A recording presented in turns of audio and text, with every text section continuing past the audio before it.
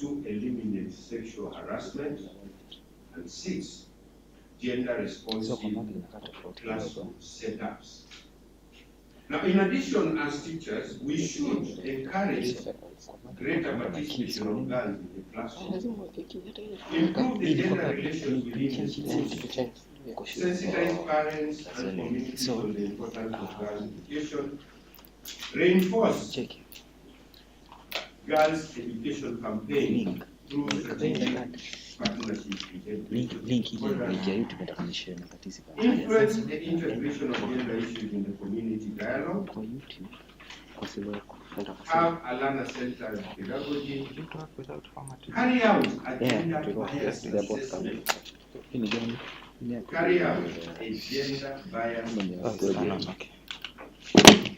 use gender-responsive language, and then adapt learning materials to be gender responsive. The ultimate aim of these activities is improvement in learners, either boys or girls, as the case may be, their retention and their performance. In the United Nations Education, Scientific and Cultural Organization defines a gender-responsive school as one in which the academic, social, and physical environment take into consideration the specific needs of both the girls and boys. And therefore, everyone understands the educational principles and practices that promote gender equality. So how does a gender-responsive school look like? Now, as leaders, I've moved away from the teachers now to the leaders. As leaders, and remember we are leaders, even all of us are leaders, even if it means leading in the classroom. As leaders, it is expected of us to ensure 1, gender-responsive school management by enacting gender-responsive policies, such as zero tolerance to sexual harassment, and sexual harassment can be verbal, can be physical, can be sexual. Enacting gender-responsive policies such as encouraging boys or girls to take full range of subjects,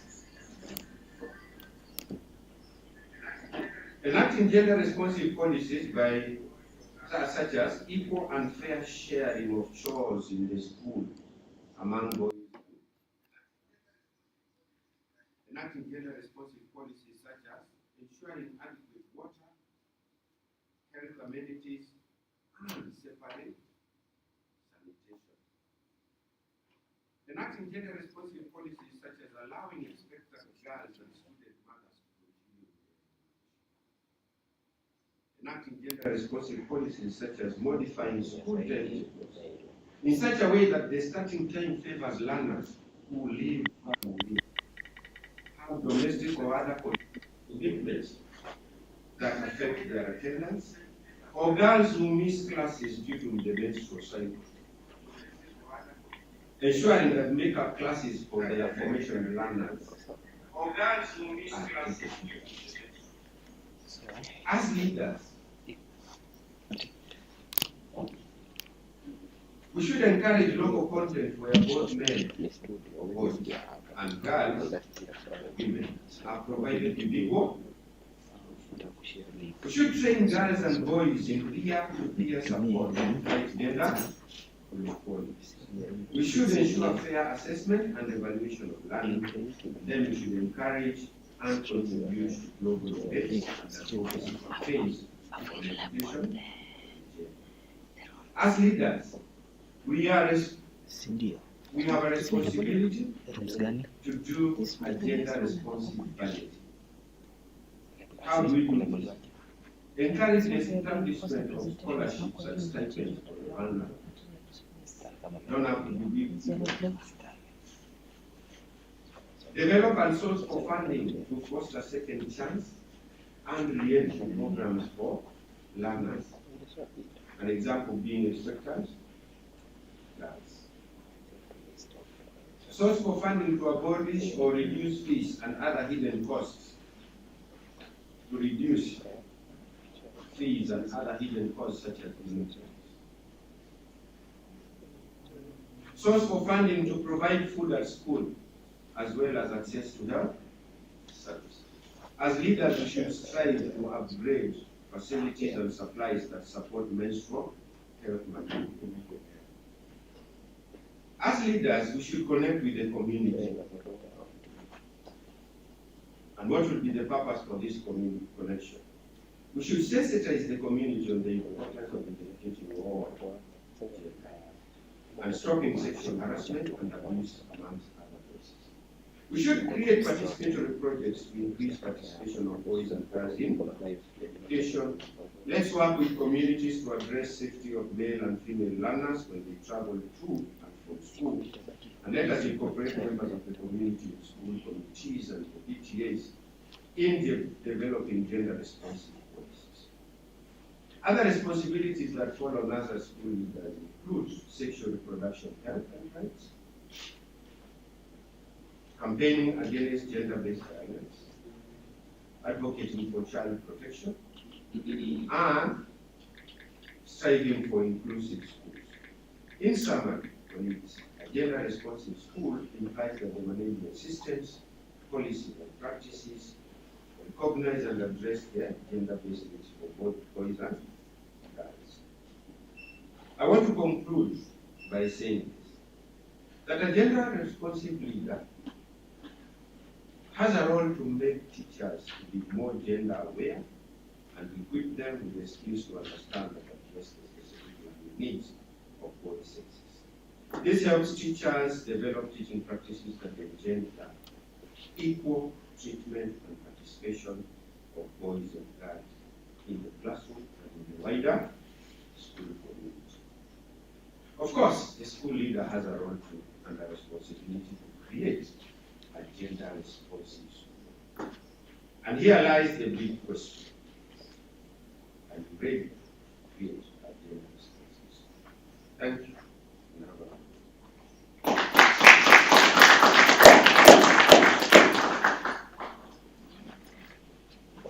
So that is the keynote address, and we'd like to use it for a few minutes to any of the issues that touched on you. Any of the issues that you feel have touched you, you raise them. It does not have to be a question. It can be an observation. Okay? And it's a participatory forum now. So what are some of the key things that you have taken away from that, or some of the key questions that still being open?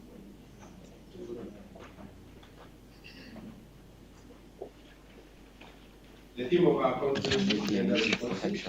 Yeah. So what are some of the key questions? Or anything, or question, not to me specifically, to others? Yes. Thank you so much, Charles, for this great speech and presentation. I took note of that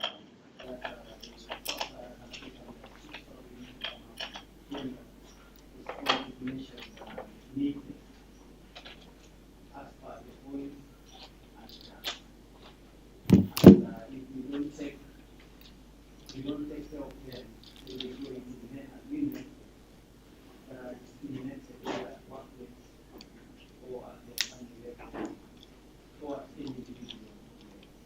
So that is a very clear issue that we need to actually lead us everyone with this I was really impressed by your presentation regarding gender responsive in class, gender responsive interaction, gender responsive classroom. I think that the other at least few of them.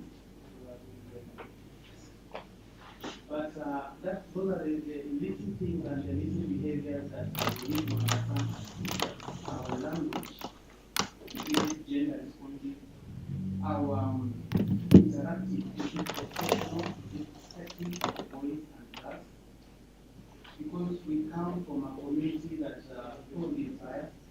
And what are we doing? If we get those discipline in our class, and the children will be our ambassadors when they go back in their family. I know back in our community, our family, there's a lot of bias, but when we take them and we realize their rights at that tender age, then it becomes easy rather for us to go and tell them, read later to change.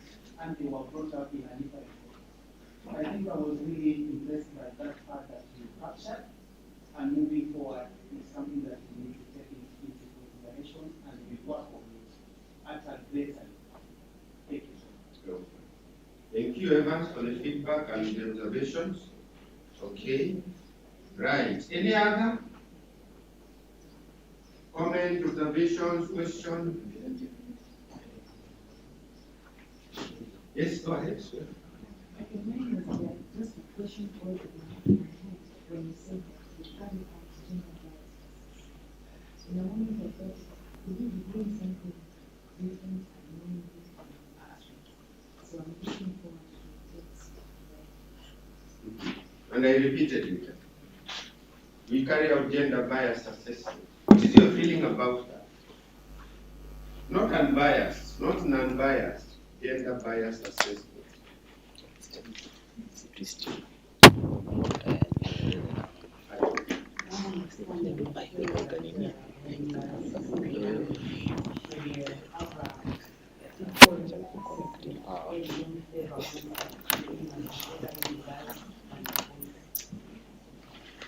So you disagree, we should not have a gender bias, we should have a gender non-bias.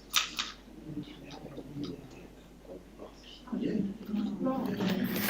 It should be non-biased. The assessment should be non-biased as far as the gender lens is concerned. Okay. That is a tip. That's what our keynote address is about. What about, what do others feel about gender bias assessment? Okay, so I'm talking about what has come to my mind or what has... Could I ask you to hold on first? Okay, so that we can sort her out. okay. Just hold on, you'll be next. What do you feel about gender bias? So the ISO is too high. Even this one, that's right. 20,000, not even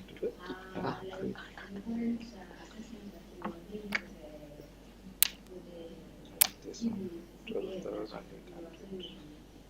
Yeah, this one is 12,800.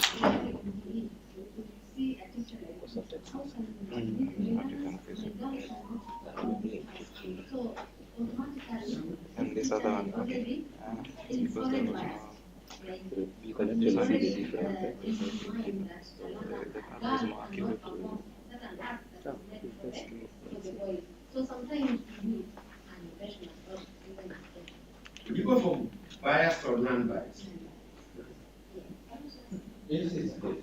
So maybe to add on what Papa has said, my understanding of biasness is an equal treatment.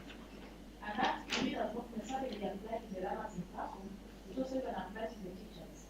Even as teachers, we also have our bosses, our leaders, and leaders we also have leaders. So you might find that in the same classroom scenario, maybe that leader, like your four of you, but he's not treating all of you like equally. Let's say, for example, among two teachers, maybe there's a man.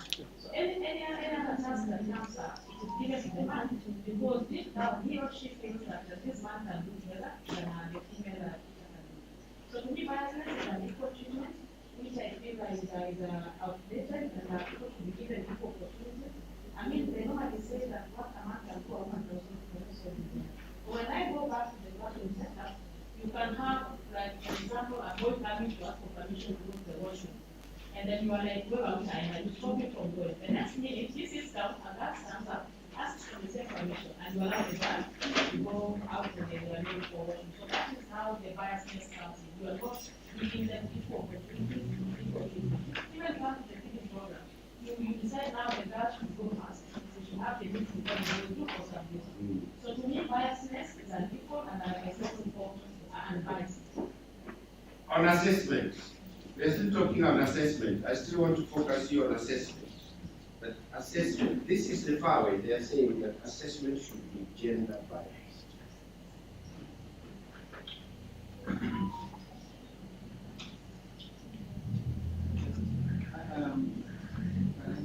Yes. I think I want to disagree with them because if we really put girls on one side of the scale and the boys on the other scale, and then when they are out of school community, now when they are competing for opportunities in the society, they don't, those opportunities will never, they will be provided equally, so long as you make. So for me, for assessment, the way my sisters say, we shouldn't say that girls cannot be, let them be exposed to the same. You're saying that. Okay, so that is your input, your feeling. That's what a keynote address is supposed to do. So I'll leave you with a few more questions. Look at this here, right? When kids are being taken to university, the entry marks for boys is, say, for example, for guys is this. What is our feeling about that? The other time it was 72 and 69, for example. 72 for boys and 69 for? What do we feel about that?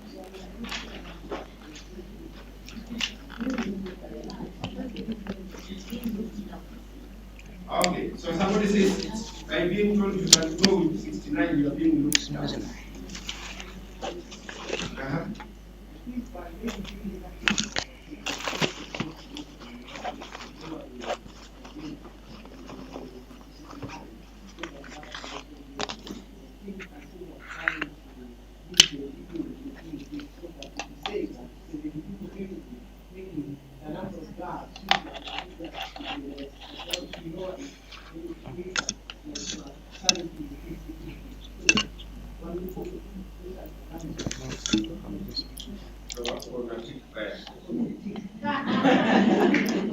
What about allowing kids who have 250 marks to go to a national school because they come from an ASAL area? That's out. And from Kiambu and Nairobi, that's how they have how much? They go with 400. Are you getting now what I meant by what is meant by this bias? So that is inclusion. The one on training is inclusiveness. Here. Yes, somebody has mentioned Equity Bank giving wings to fly. No, I know what you are mentioning, but now I'm going somewhere else with it. But also Equity will give wings to fly scholarship to kids who come from disadvantaged areas. The other area that we may or may not disagree on is kids from public schools with less marks being given access to a national school, whereas those who come from private schools include. The whole idea of inclusivity. So here the idea is not that you are looking at them as not being able to. But when you read keenly about those who do, there are two extremes. There are those who think gender issues are just, when no, there is no gender here. In fact, people say that. But even, by the way, come in as a gender. People say that. That is a very shallow way of looking at things. Then there are those who are very extreme. Everything a man can do, a woman can do. Again, is another extreme. And the truth of the matter is, at teenage, a girl will lose about 2 days per month of high productive learning. Let me use that. Okay? During the 4 days or 5 days of during the menstrual period. So you have kids like this in your schools, and you see they can even miss out school. So how do we compensate them for that natural process? Are we together?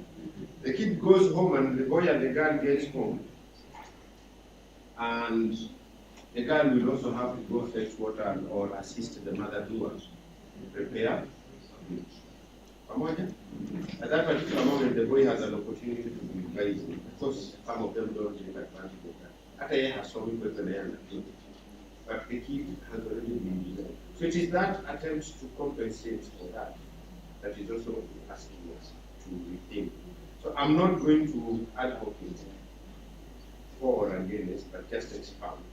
And then it becomes a food for thought as to whether it is possible. If you watch, is it most later schools or something like that, there's a series that does on this stuff. And I think you can also get it on YouTube.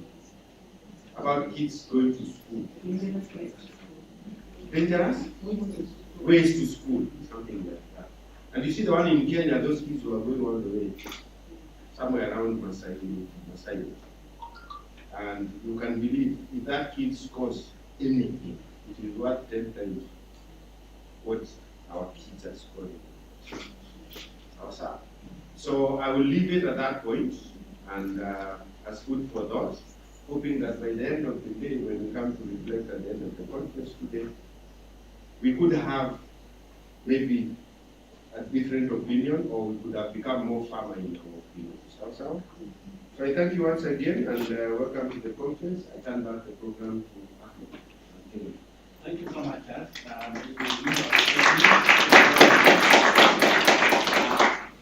Just to pick from my side of left, when we talk of gender bias assessment, it may not happen in all areas, but you need to look at, for example, in physical education, when you're assessing, that's when our gender bias assessment can really work.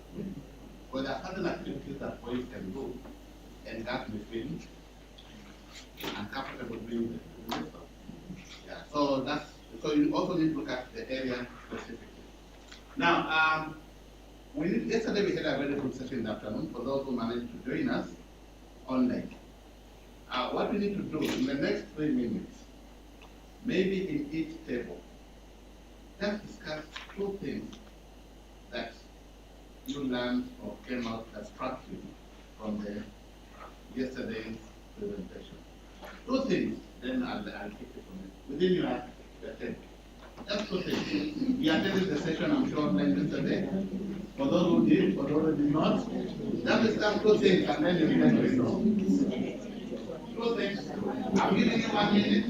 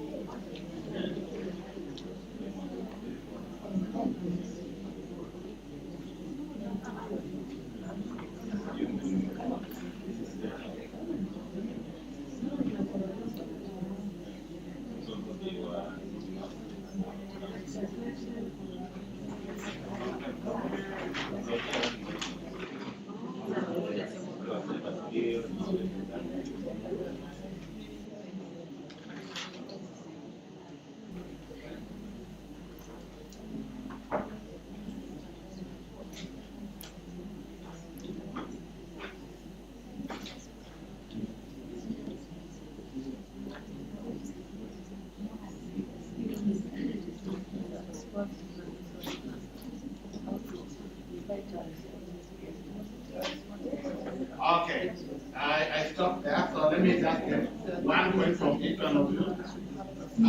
Okay, I start from that group. Eric, what things that you discussed? Okay, I joined earlier.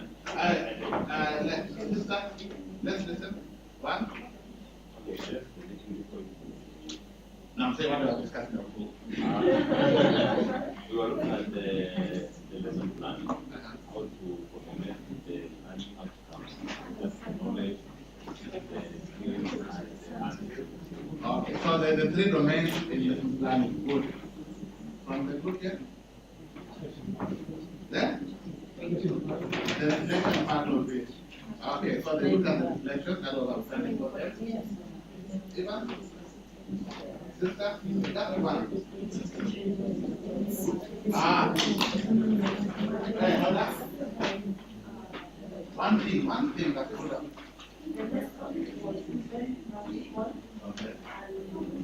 As it was presented, personally, I experienced the learners with enjoy in class and out of class activities of measuring below the sport container and be part of the activity. Thank you so much.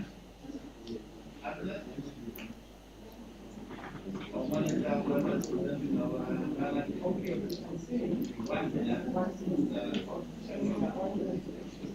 Reflection. Thank you. The reflection people are coming for you. Yes. I'll come for that. Partner.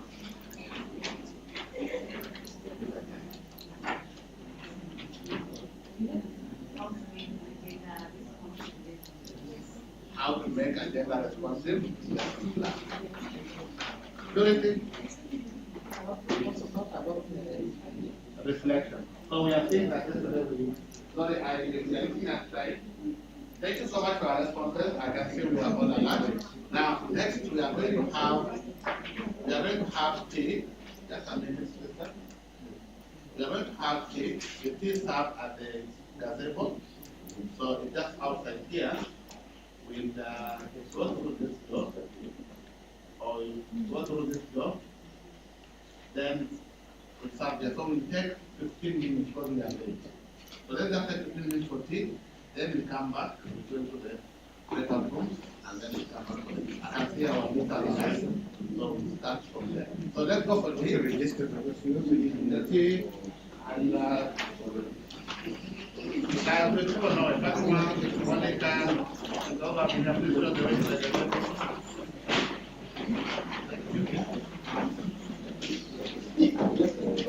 Gertrude, I want to meet others in the garden. Purity, let us show them.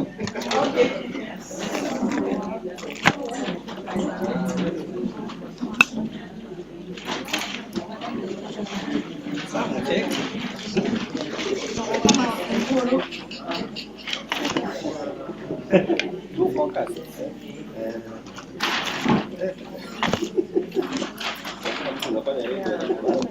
Rightness.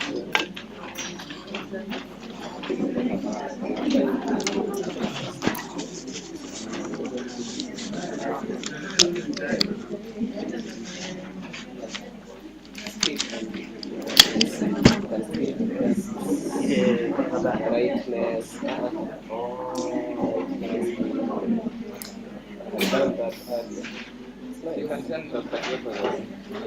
Even top of groups. One of the so how is following.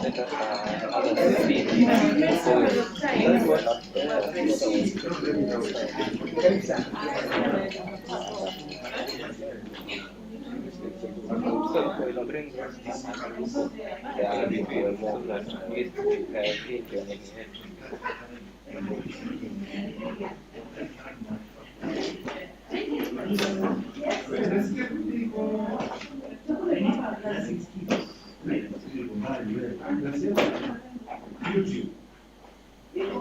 They record you. We are streaming live. Charles, we are here working tirelessly. This is Sam. Please join us. Hey, what I say? What I say? This is what you said. So probably we're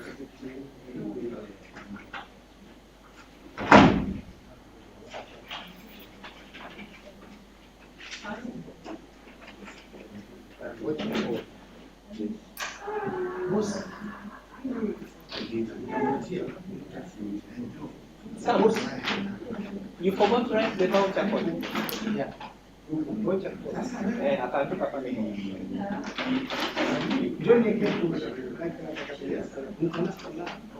We are writing it.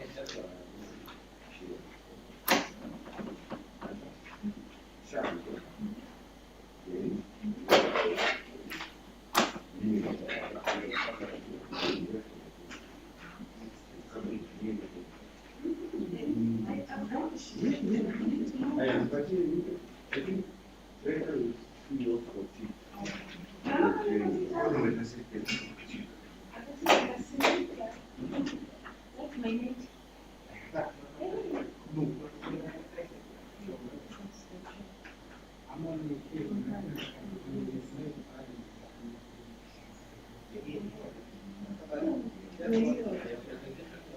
You are doing presentation? No. Are you doing presentation? So you'll be this, you'll be here. What else are you doing? So I'm going to join.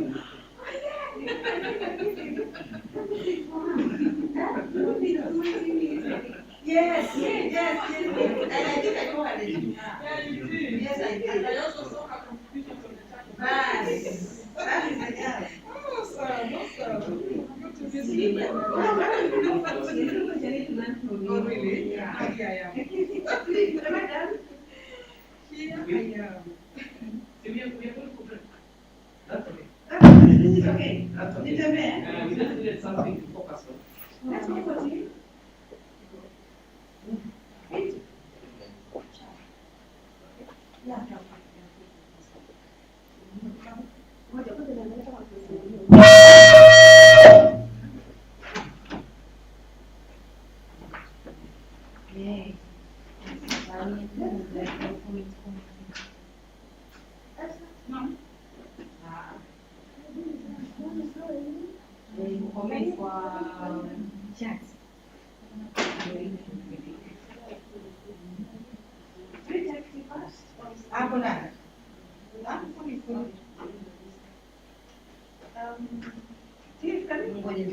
Yeah. I think it's very small.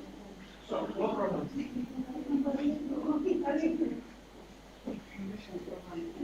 Yes, from different.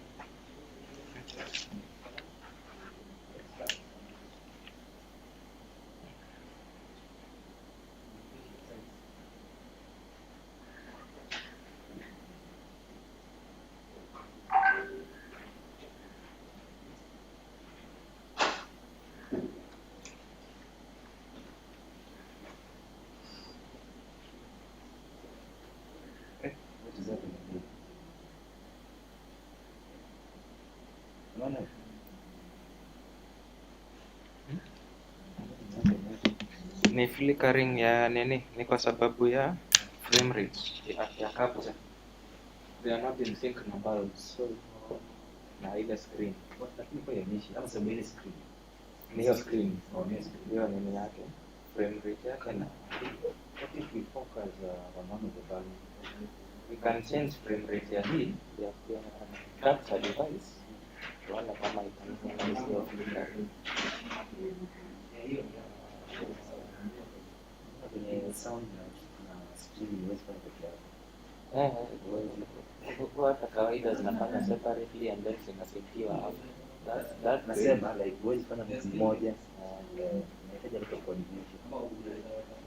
That is something that we normally have like 3 people.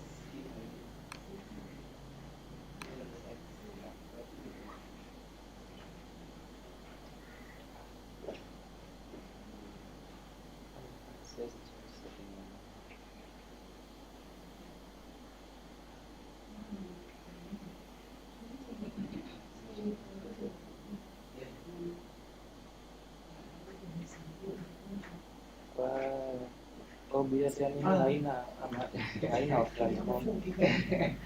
Waalaikumsalam. Kwema. Karibu. Karibu sana.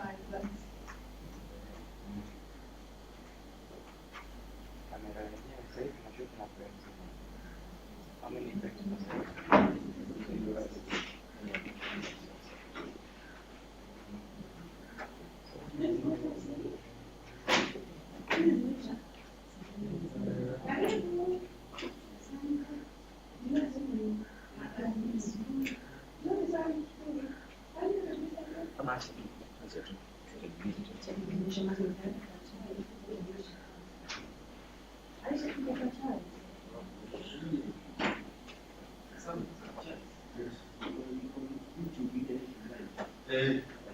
I'm happy.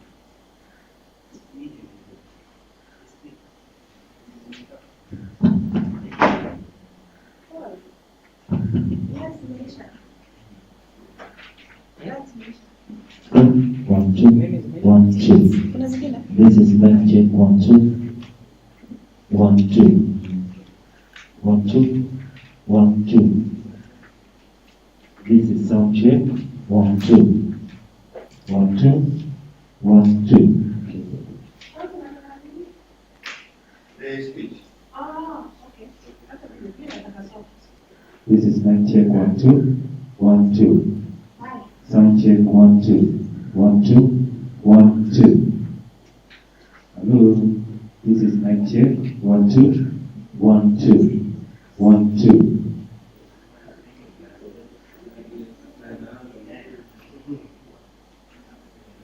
1, 2.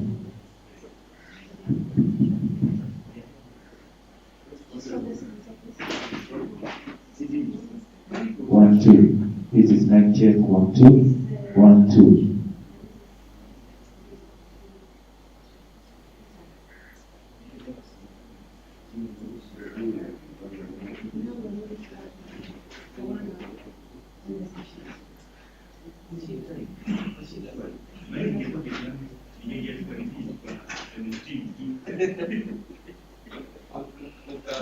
This is mic check 1, 2. 1, 2. Mic check 1, 2. 1, 2. 1, 2. Hello. 1, 2. 1, 2. Mic check 1, 2. 1, 2. 1, 2. 1, 2. Test sound 1, 2. 1, 2. 1, 2. 1, 2. 1, 2. This is microphone test 1, 2. 1, 2. 1, 2. 1, 2. 1, 2. 1, 2. 1, 2. Sound check 1, 2. 1, 2. Mic check 1, 2. 1, 2. 1, 2.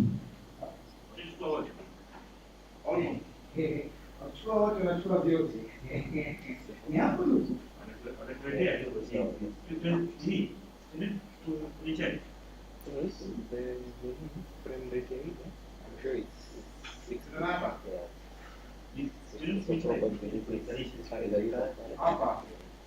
So that's how you can see. It's that. Yeah, I can't do 6. You can always change the resolution from the TV. Yes. You can. But it's Anyway, it's fine. As as long long as as 24, no, like, Almost kurudi. so, but it's still anyway, you can focus on something else. That's what I was saying. We focus on one of the banner. We can focus on because one when of the the speaker banner. comes on, the video is focused. But iko pia sasa hivi vile nimeacha.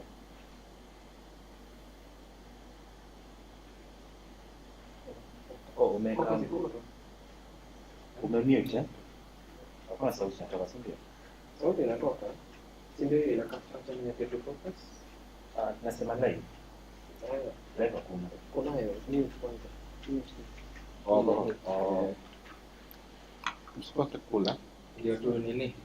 Labda tu back. Unajua kawaida what we do tukibroadcast inakuwa na different scenes. Yeah.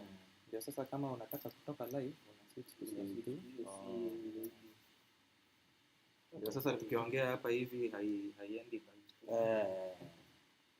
Twendeni. Let's go get some grab then come back. Otherwise sisi tutakuwa tunakunywa chai ya watu wengine wakiendelea. Najua sio wakirudi unafaa tukue busy huko. Twende nini clip? Tunatembea na hizi.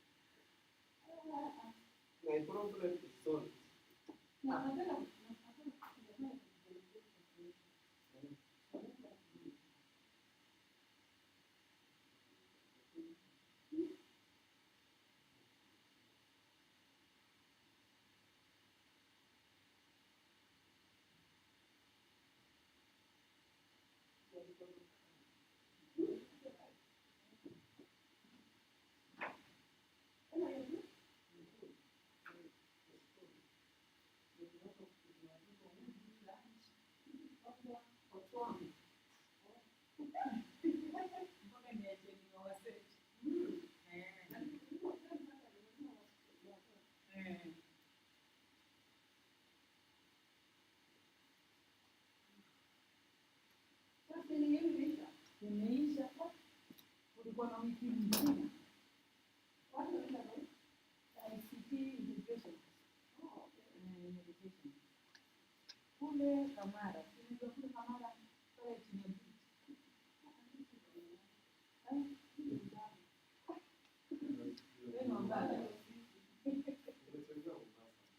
Umetembea. Ukiachwa town center utapotea. Akina Kisauni huko. First thing. Uje nikutembeze, niambie nikutembeze Mombasa leo. I've been here for the last 24 years.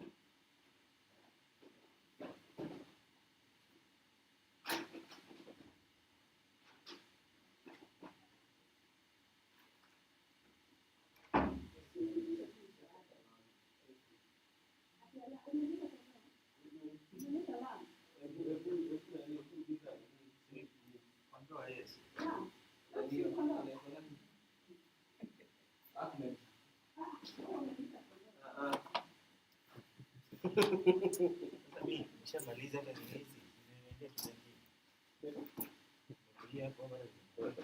Yaani pro unaweza kula hata kama unabeba. Ni wangapi? Wanahitaji? I'll just get. Hakuna mtu anahitaji lakini kuna hapo na 5. Ndio hicho. Ukimaliza. I didn't know the majority in that. As now it's busy. Tulikuwa tunataka extra large. Kuna wengi wanataka extra large. Imagine kuna extra. Sasa hiyo nataka tutakuwa na Mnachomchukua? ile ilikuwa nakwambia. Sasa alikuwa amevaa hizi walikuwa hapa kazi.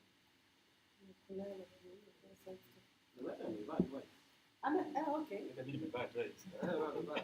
Mzee mwanamke alipata mbili. You can have it. The second one. Na mimi kuangalia kama hao ni wangu wanajua.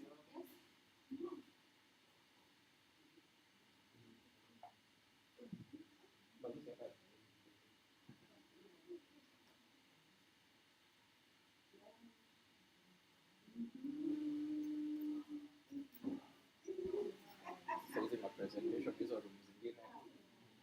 Kapeleka bana huko ama kufanya aje? Hii tutamalizia after hapa office break itaisha. Lakini banners tutapeleka huko. Mzigo ndio unamalizia kila kitu sasa. Ama watarudi tena hapa. Watarudi tena hapa. I think ya kumaliza ya kufunga.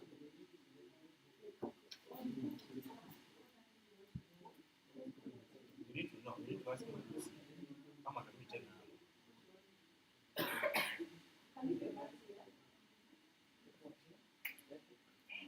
So ile step 2 unaweza create and then unaona zile background si uweka ile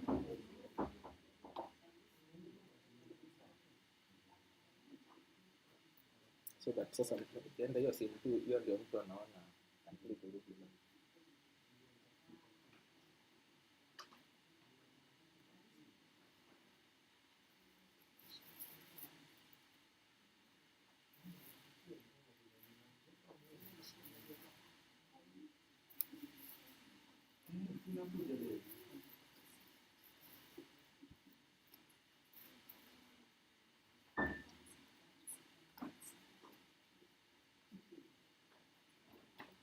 Sasa umeenda wapi?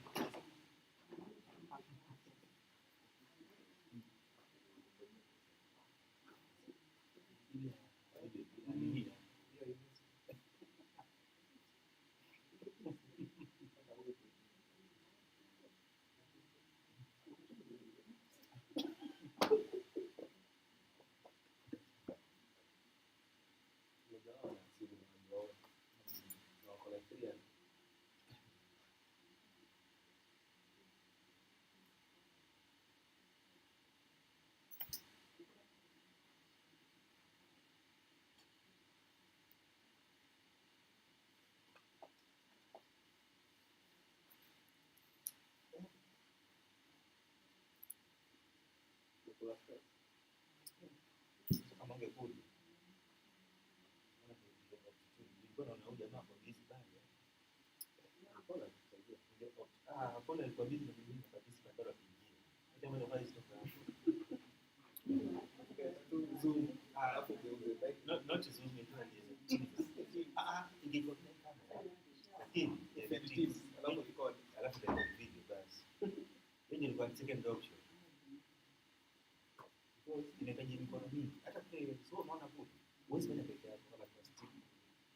Mmoja anafaa kwenda mwingine kwa sawa.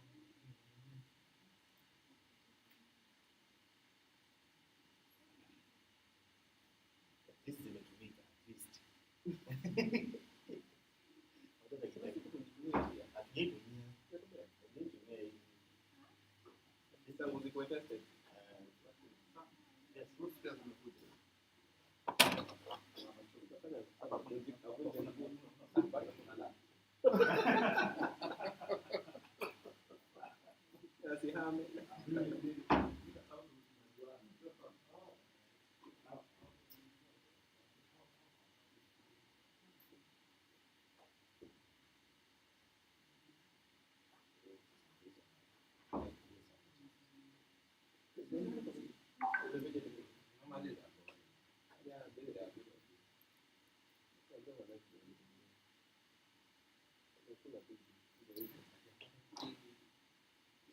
The school is doing humanitarian to self-reliance. That's why we are. Yes. So I think we are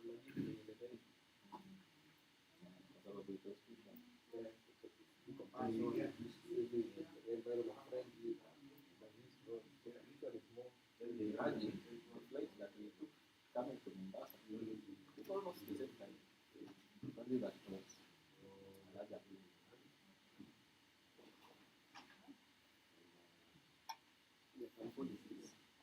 That are only good also applicants. Some things look good on paper.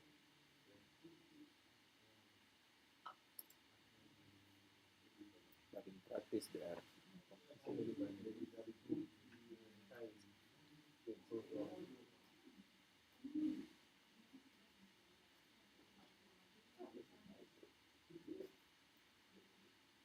for our events now we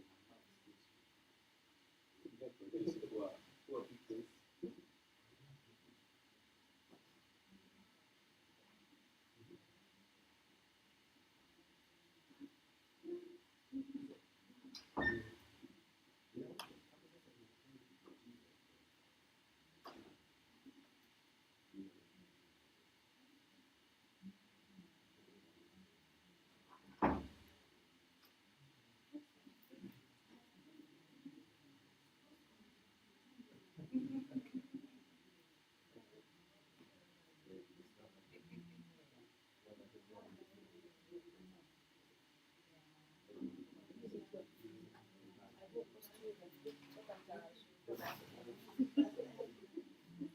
No.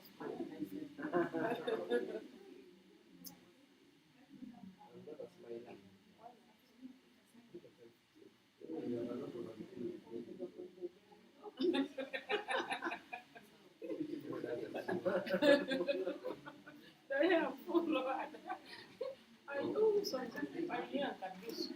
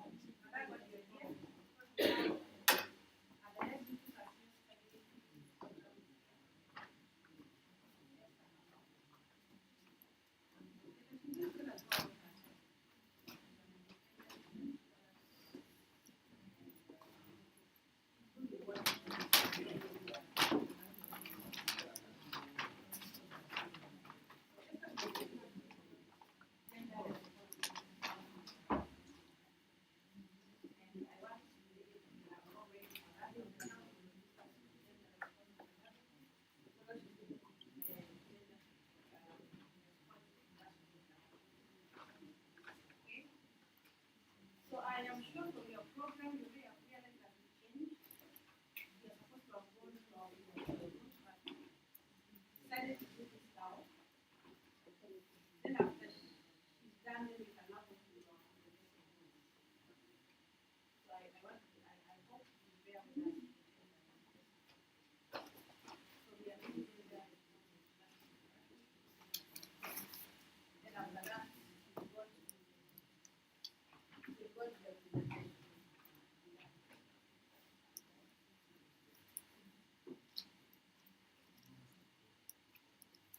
So kindly pay attention, write down your questions.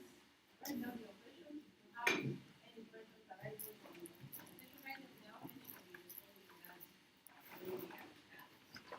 Thank you and welcome.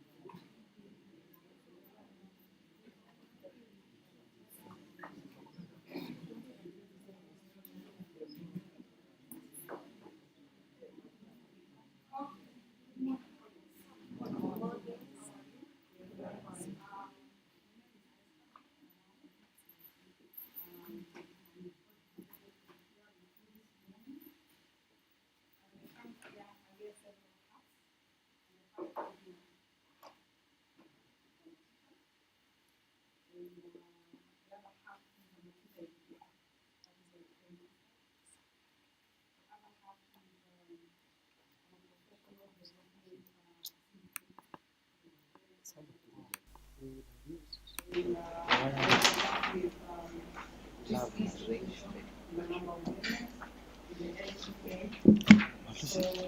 that introduction Message yako iko wapi? points you to one thing and then you come. So, educational matters and specifically those Amesema teachers teachers. are very close to my heart, and especially teachers of the early years and early grades, because I believe once Kidogo a kidogo mpaka foundation ifanye. is set, the rest is going to be better.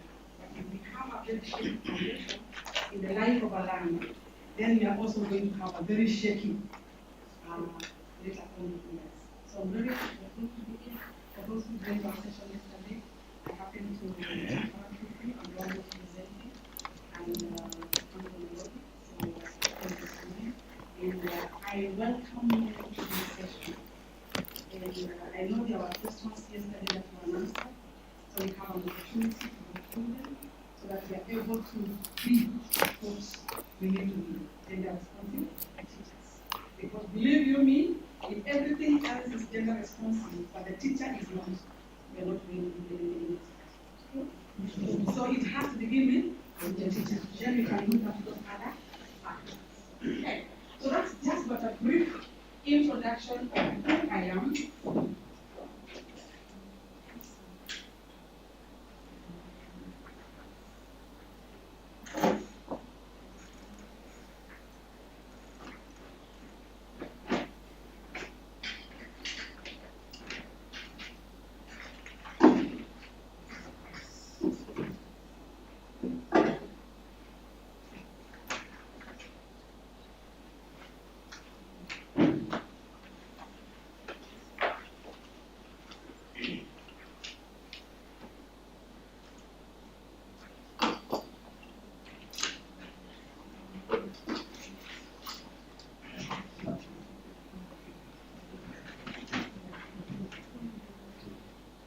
All right, as we get sorted, I'm told I have to use this, so that we are also able to get those who are not here, because learning doesn't have to be face-to-face, you can also do it virtually. So as we continue, I said matters of education are very critical, and especially when it comes to the early years, the early graders, what we do in that classroom is very, very important. And I really applaud this institution for focusing on the gender responsive pedagogy. Because the teacher of today need to be able to respond to all the learners irrespective of their gender. And you know, we have in the core educational schools, we have both boys and girls. So we really need to know how do we address them, how do we support them, how do we enable them to learn and become lifelong learners. So that is what we're going to be looking at in a short while as we get sorted. And so, as we wait for the projection to come up, I just want to explore your feelings right now. What you're feeling right now. Are you sad, happy, excited, anxious? What are you feeling right now? You can tell your leader.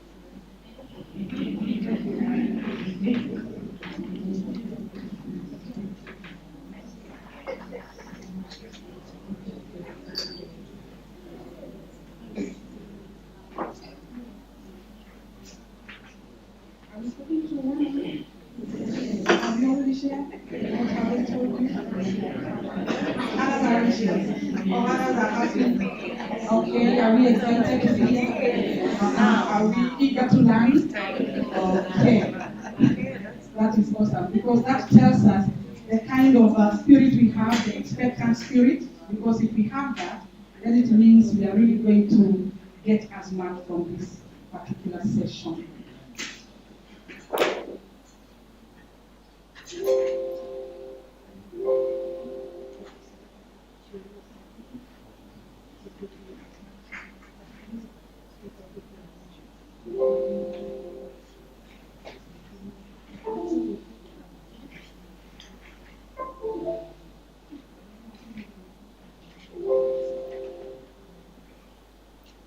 Technological issues, we are here with them, we learn with them, and we continue.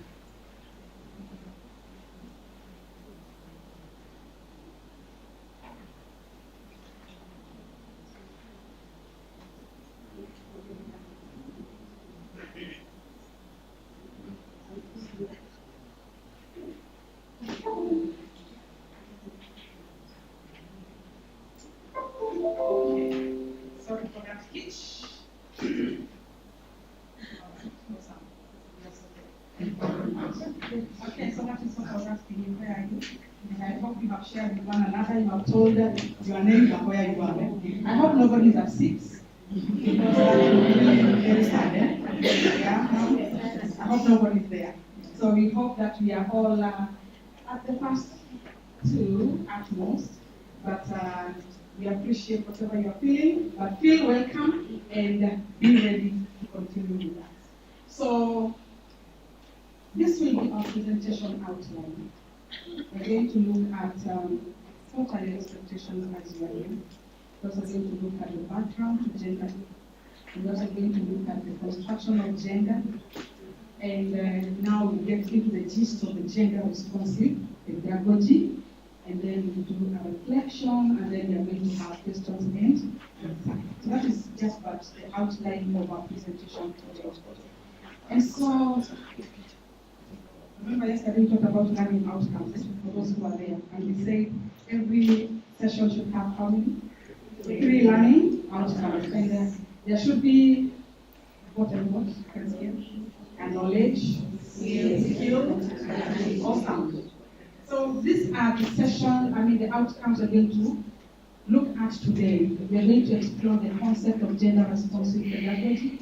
We're also going to look at analyzing gender responsive teaching and learning. And we are also going to appreciate the benefits of gender responsive. What is the benefit of being gender responsive in our teaching and learning? So we have a knowledge, we have a skill, and we also have an attitude. And so, what are your expectations for this session? Please look them down. I know you are here expectant. What are you expecting to get from this session? Can you put it down somewhere? Can you put it down somewhere? The expectation from the session?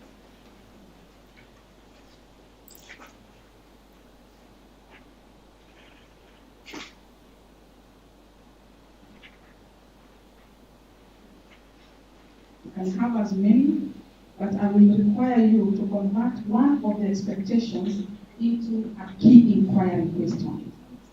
So you write an expectation and then you convert it to a key inquiry question.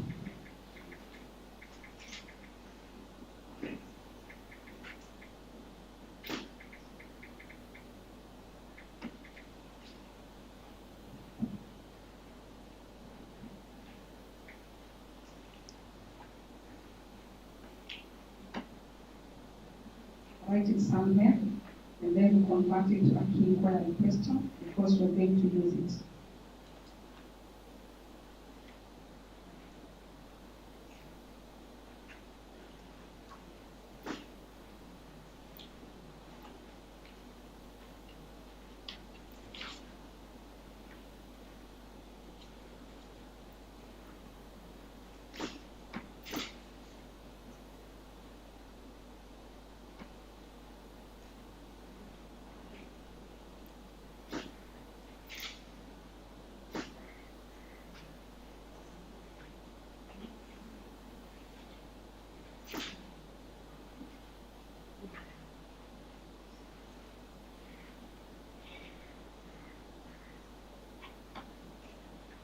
Okay, I can see people putting their pens down.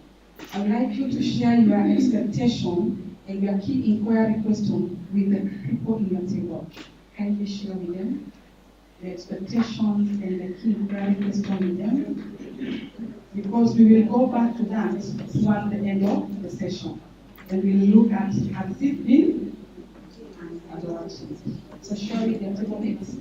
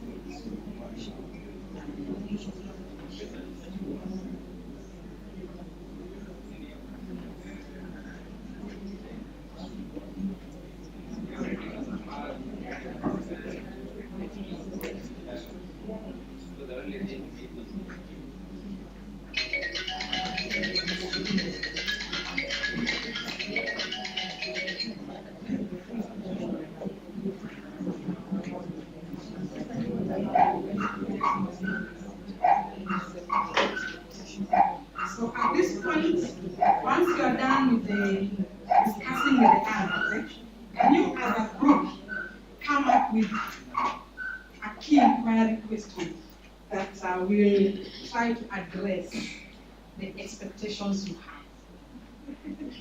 Okay. As a group now, we have discussed each and everyone's expectation. We have discussed each and everyone's expectation. So now you put your ideas together and develop one key inquiry question. Yes? Develop one key inquiry question.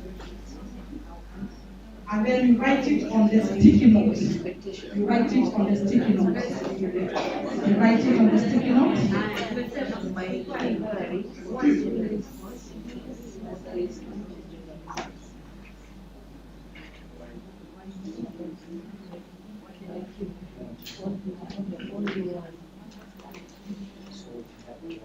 Okay, write it on the sticky note.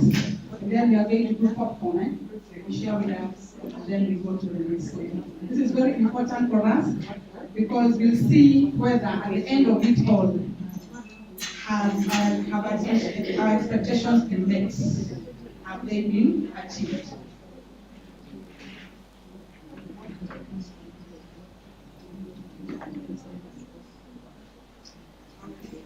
Okay.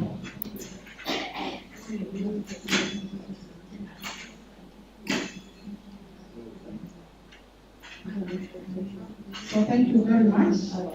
And so for this session, we will be answering the question, how do I integrate gender responsive pedagogy? How do I integrate gender responsive pedagogy? That is the key inquiry question we shall be focusing on for this particular session.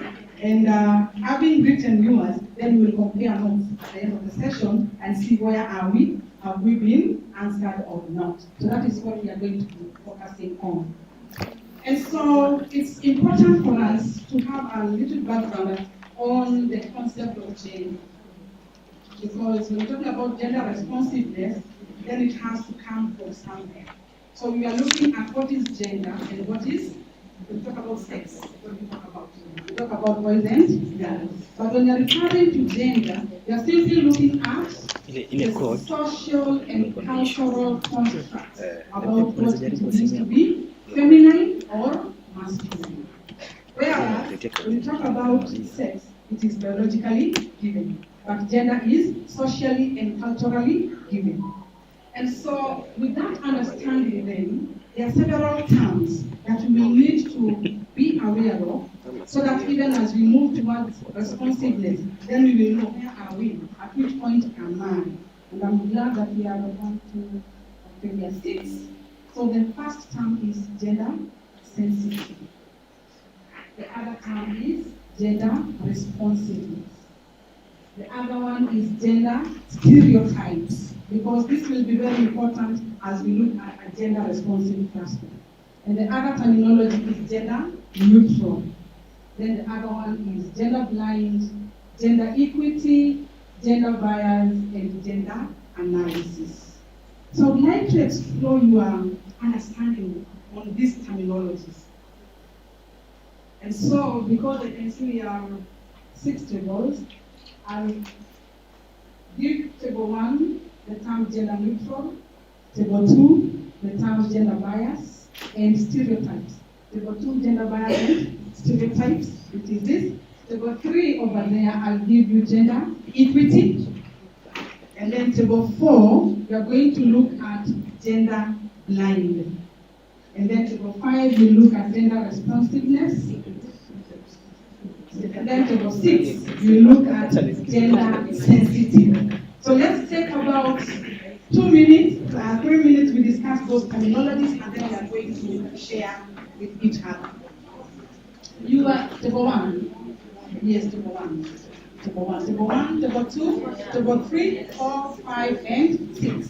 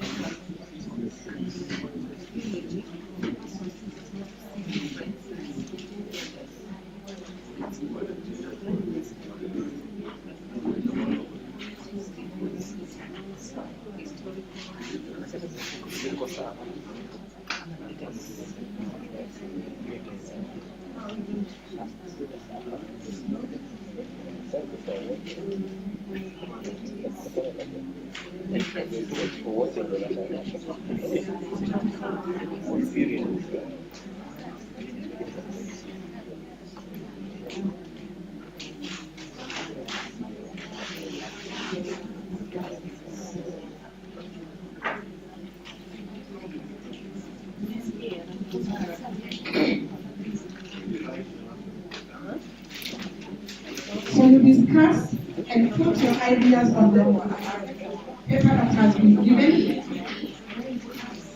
Discuss and put your ideas down. You can fold the paper into two. You can fold the paper into two. I think you're going to share once we are done discussing the points, and then again start.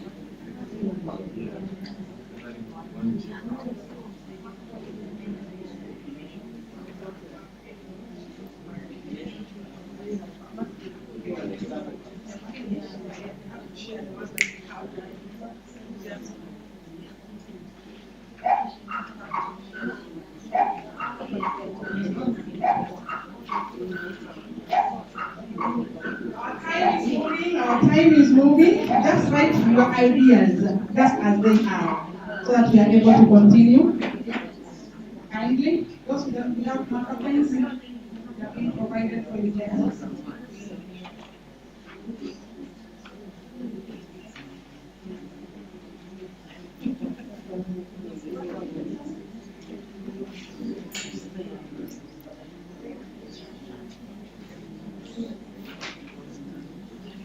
I want to see where we are.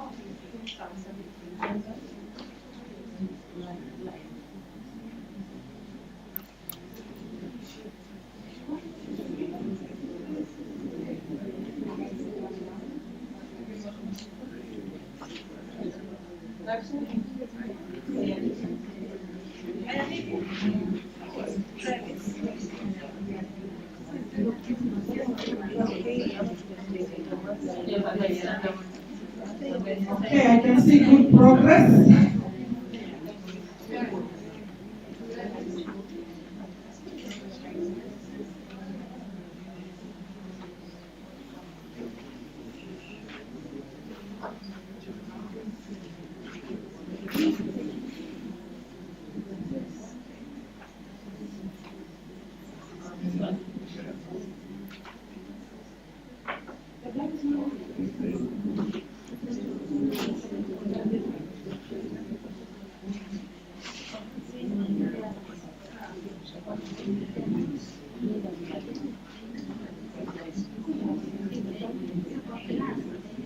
Okay,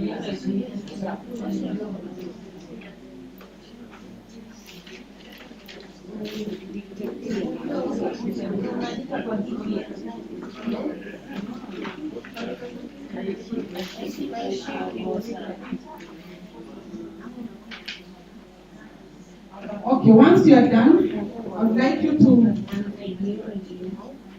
display your definition or ideation of what that term means so that we are able to move on.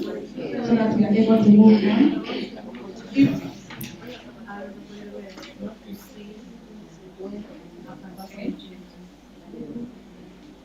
or keep it with you so that as we move on to the next step, then we will be making comparisons.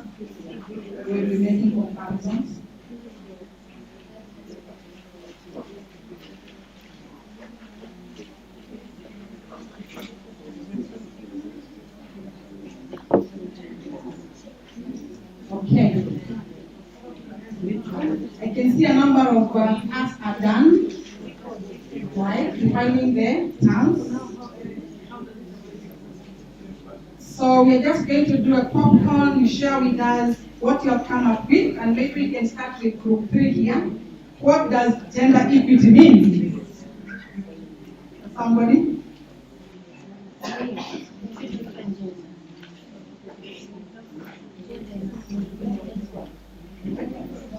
So let's listen to group 3 as they share their definition.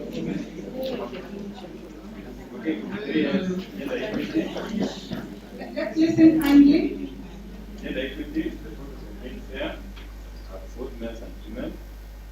It's actually looking to regardless of their gender. Okay, thank you very much. Let's give them flowers. Okay, this group, let's hear your definition. That's group 5. Gender responsiveness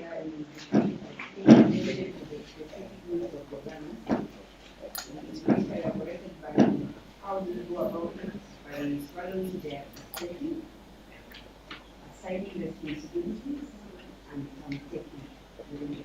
Let's give them a thumbs up. Thank you very much. Let's come to group 1. Group 1.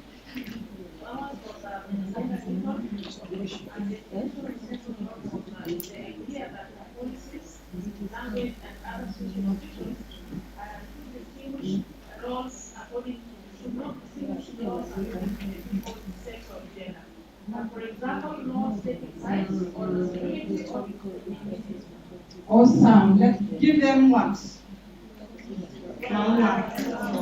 Clickers. Let's give them clickers. Let's come to group 6. Group 6.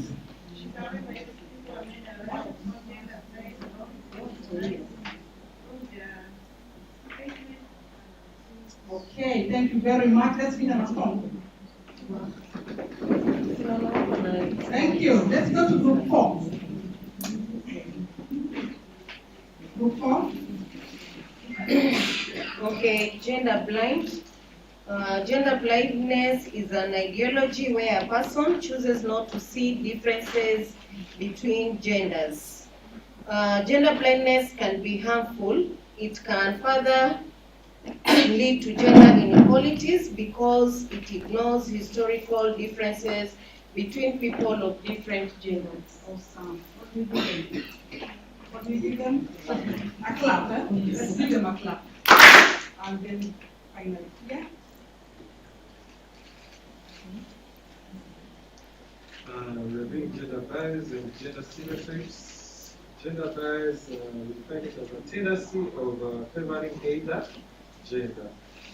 And on the gender stereotypes, we say it's the constant portrayals of beliefs by the society of women and men occupying social roles according to traditional gender roles or division of labor. For example, boys are good at maths and girls are good at maths. Awesome. Thank you very much. Can we give ourselves a catapult clap?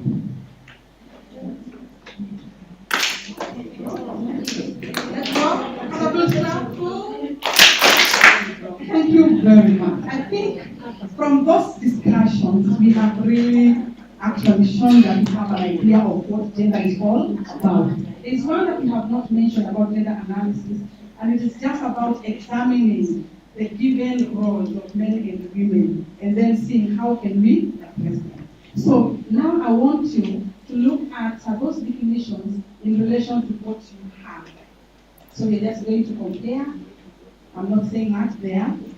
That is on gender bias. And I think the group that has presented on that has actually brought out the aspects of either having underlying beliefs, attitudes, stereotypes about the gender. And what is coming out is that the bias brings about unequal expectations. It also brings about attitudes. It also affects language use and treatment. For the people who are dealing with gender bias,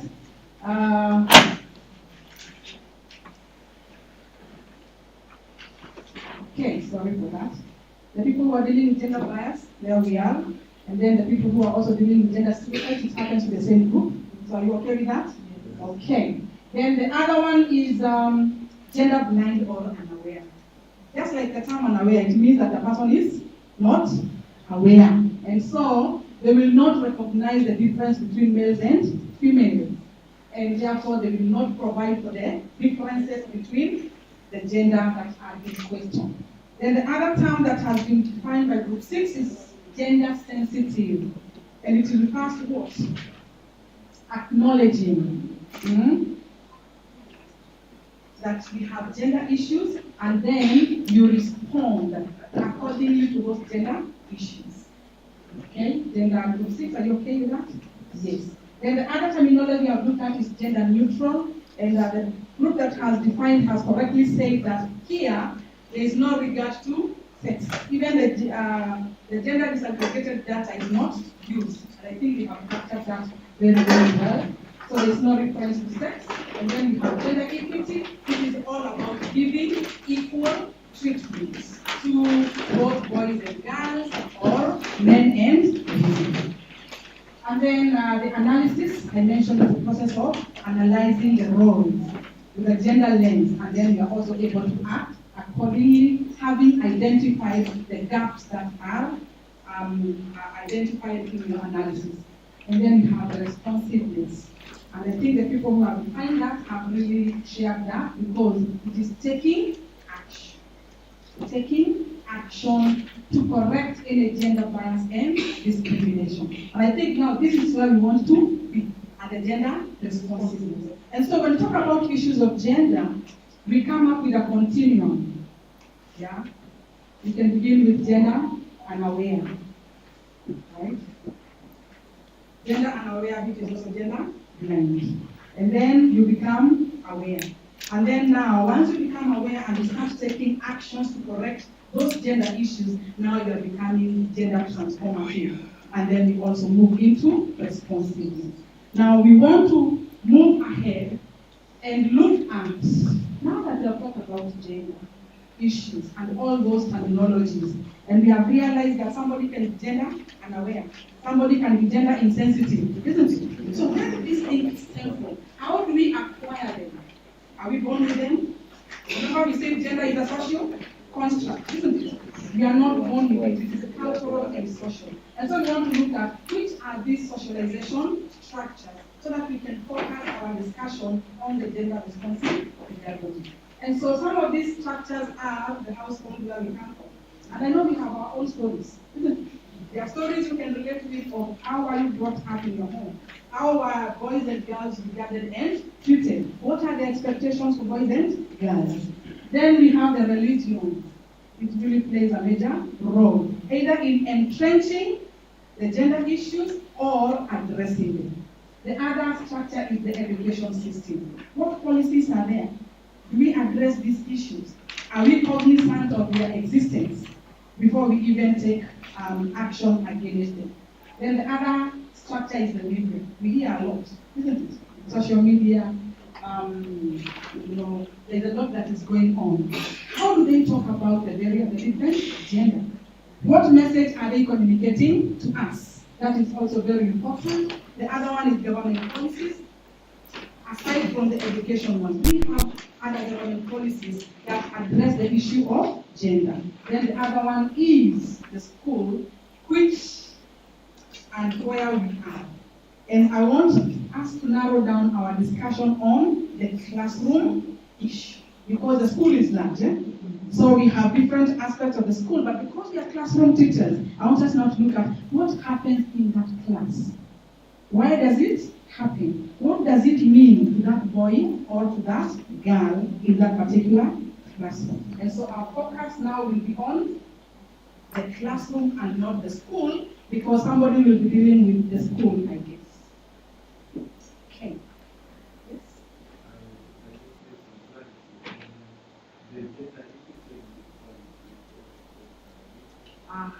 Gender equity and equality. Now, we have talked about equity as being what? Which group has defined that? Yes. They have defined it as what? Providing fairness, equal opportunity to both boys and girls. So for us, we are looking at the issue of equity. Are we fair to both boys and girls? Okay? In terms of learning, what they are learning, are we fair to both of them? And once we address equity, we promote equality. Right? Once we address equity, we promote equality. So I'd like us to have a short video, very short, and as you watch it, reflect on your upbringing, okay? And then also you reflect on, does socialization affect how a teacher teaches in the classroom? How does socialization affect how a teacher teaches in the classroom? So pay attention so that we are able to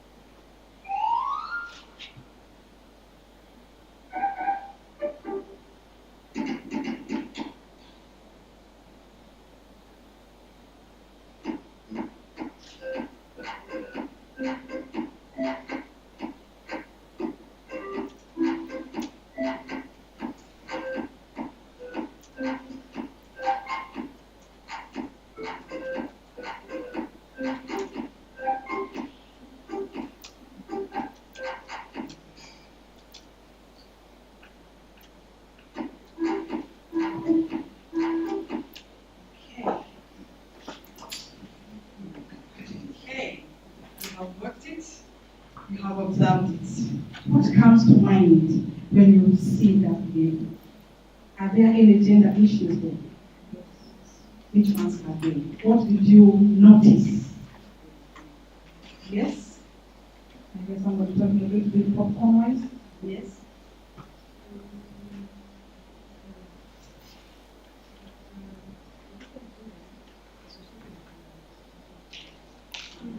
So there is the aspect of color, isn't it?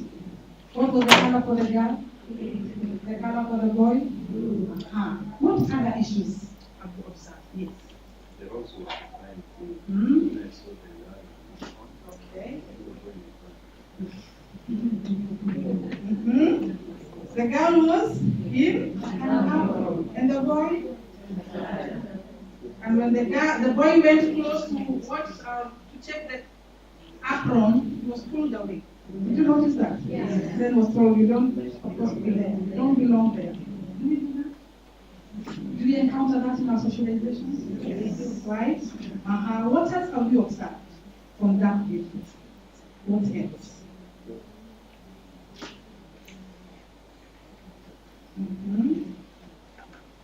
Okay.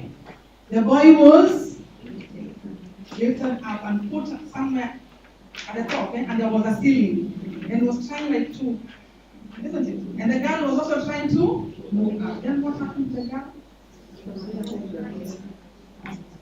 Has that happened? Yes. Have we experienced that? Yes. Okay. So now, the question we ask ourselves is, how does a teacher's socialization affect their teaching?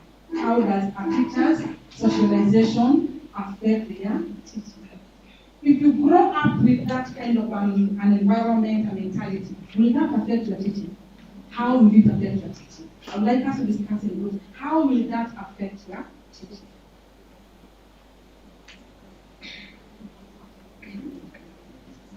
How will that affect your teaching? We are a new teacher.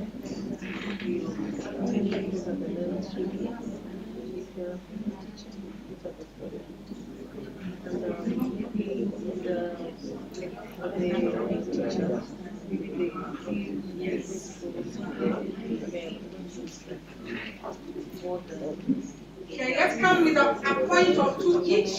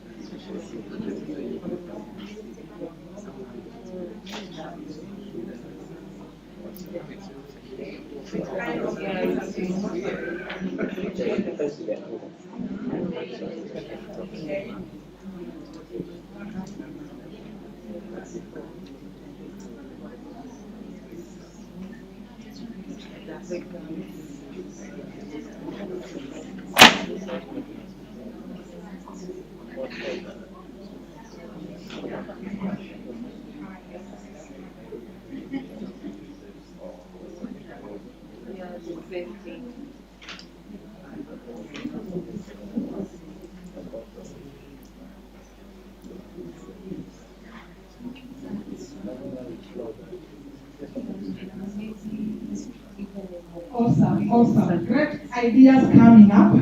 Great ideas coming up. So can we hear from the group? Yes. That's what we are saying. Okay, because like on the video, the boy is supposed to excel more than them. Yeah. So a teacher concentrates on the boy to perform better than the other side. And the girl is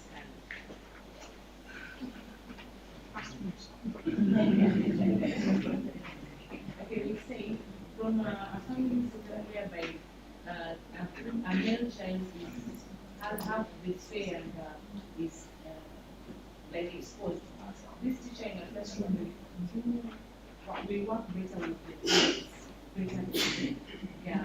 So he or she will be concentrating on the points for them to perform better. Thank you. And I have gone round. Can I hear from that group also? Yes, our input is that we thought if a teacher has been socialized that way, if a male or female teacher, we have the same mentality in class. We look at the boy more able than the girl and try to analyze the girl's ability. You agree with that? Yes. So I think from what I've picked from every group, we are in agreement that socialization affects what a teacher does in the class.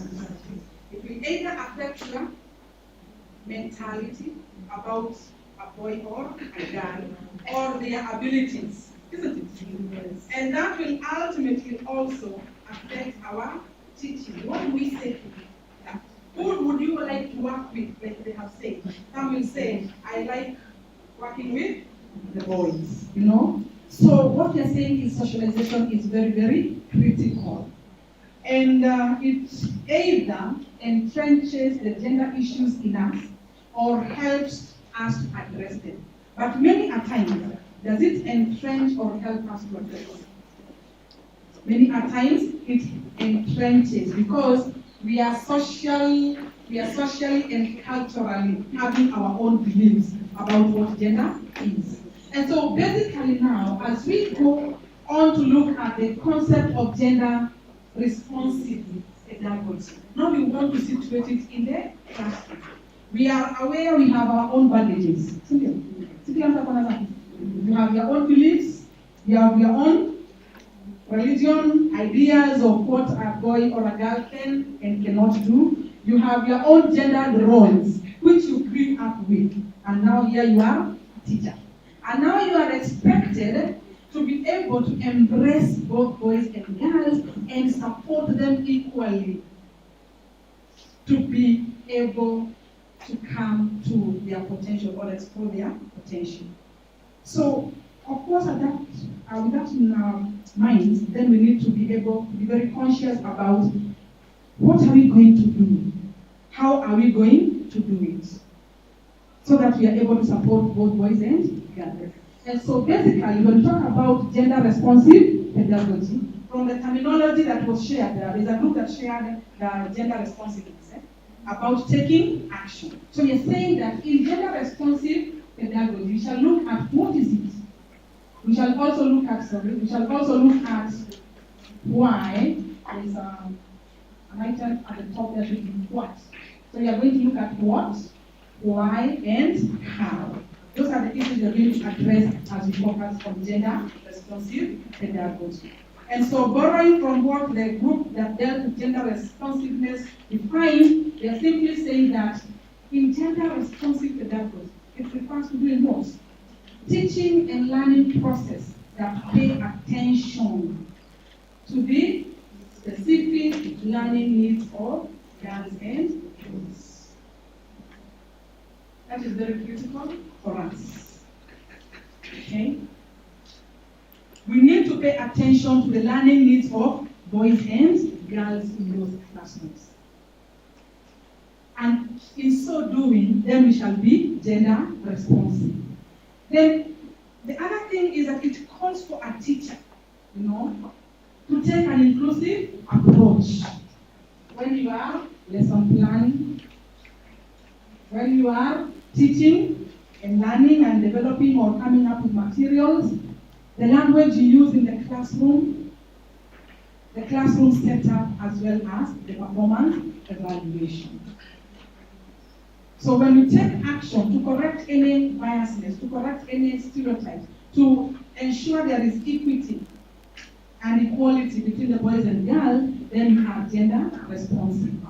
And so we are saying it begins by lesson planning. It begins by lesson planning. And for those who are present yesterday during the session, we touched a little bit on lesson planning and how we can be able to make our lesson plans gender responsive. And this is what we want to look at now.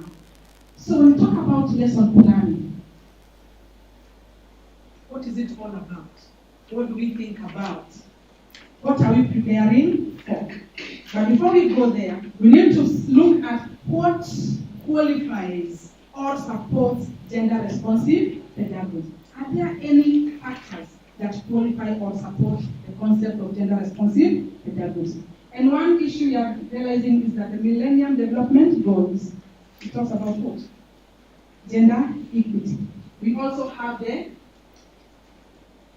SDGs. They talk about equality and equity in teaching and learning. And we can only achieve that if we address the needs of both boys and girls in those particular classrooms. Then it also alludes and agrees with the multiple intelligence concept that all learners do not learn the same, isn't it? So there will be specific needs of girls, there will also be specific needs of boys, because we have different types of learners and learning styles. So the multiple intelligence theory comes into play. And then close home, we have our competence-based curriculum, isn't it? The mission is about what? The mission of the competence-based curriculum?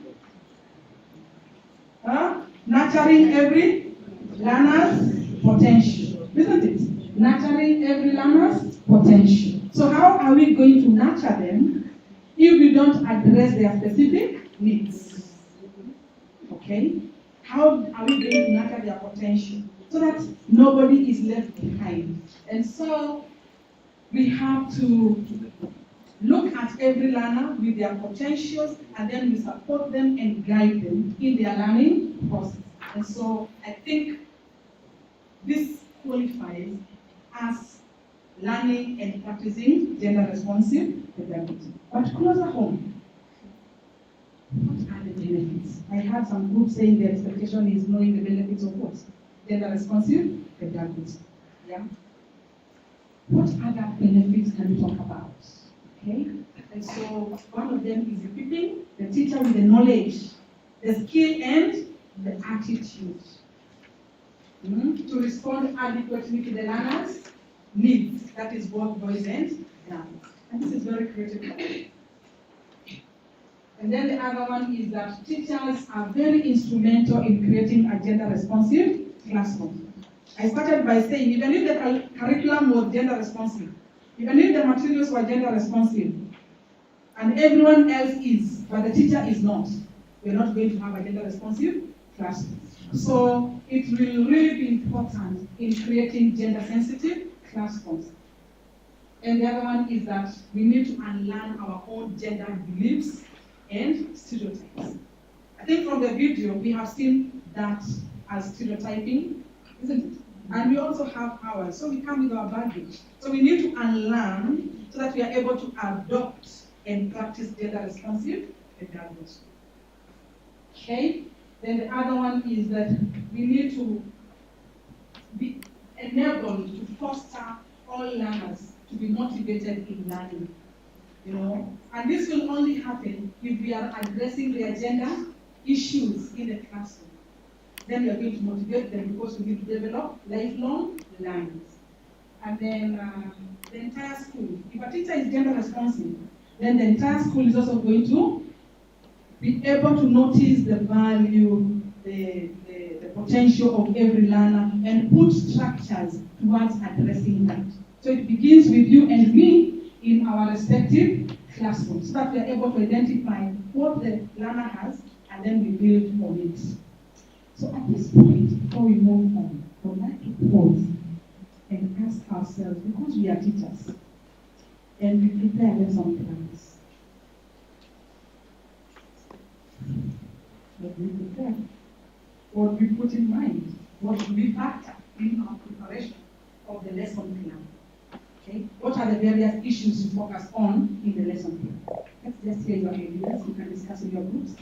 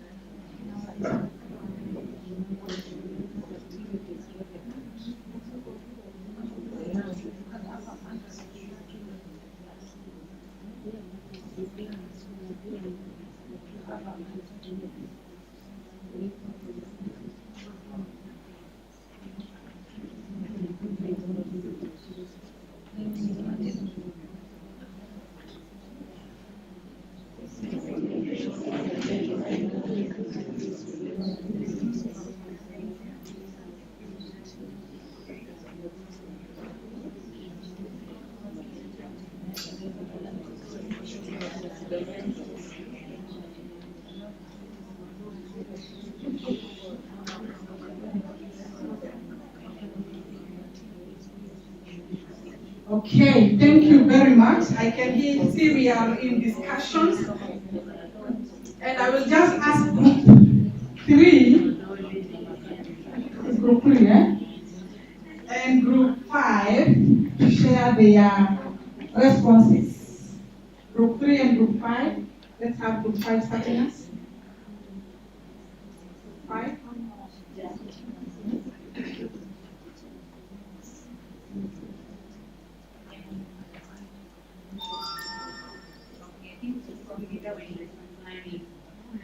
You have to consider the number of learners in the class and the learning area that you want. Then we have the age of the learner. We have the son and the substance. We have the specific learning outcome, the gender of the learner in the class. And the lesson organization is it going to be done in the classroom or outside the classroom, or in the groups or in the Thank you very much. Thank you very much. Let's give them flowers. Give them flowers, make a bouquet, and then hand it over to them. Don't crush it. Don't crush. We need to give them life, right? Okay, group 3. Can you make an addition to what you have shared with us?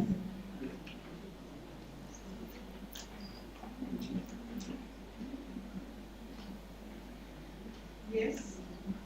Okay, what we have discussed now too is that when it comes to the grouping, when you are planning your lesson, you should consider the number of guys and boys so that in your groups you can divide them equally, so that each group has each team.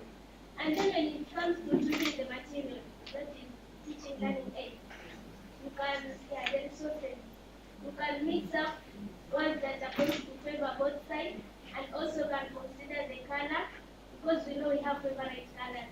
It is not a matter of gender only, but also we have all points of interest. So you can also consider the color so that you meet each and every learner.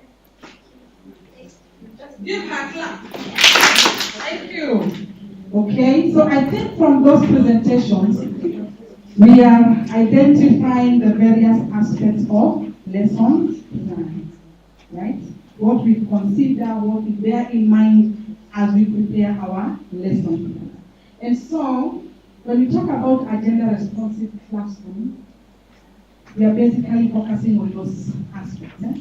Lesson planning, the language of use during instruction, the teaching and learning materials, the classroom setup, the classroom interactions, and evaluation. And I think already the lesson planning aspect have been touched by group 3 and group 5. So the other one is language use, teaching and learning materials, classroom setup, then interactions and evaluation. So the question is, how do these factors, how do these aspects promote gender responsiveness? How do these aspects of a gender responsive classroom promote gender responsiveness?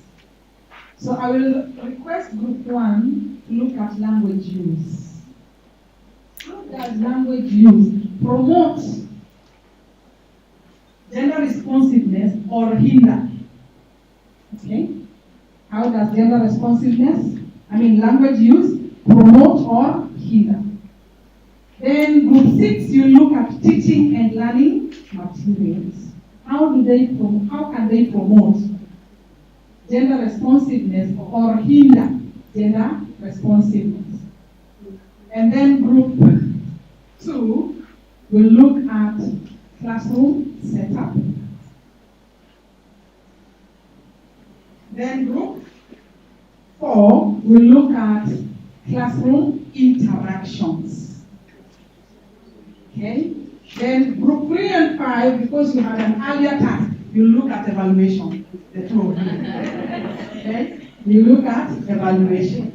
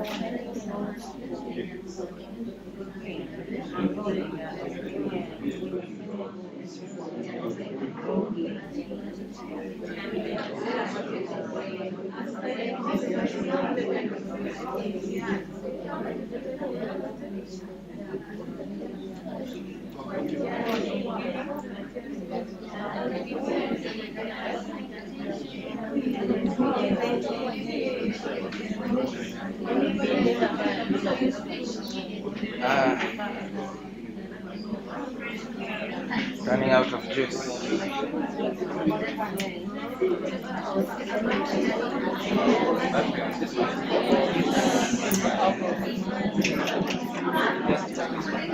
I also carried one, but I don't think I carried a charger. There's a charger. No, they're not compatible. They're not?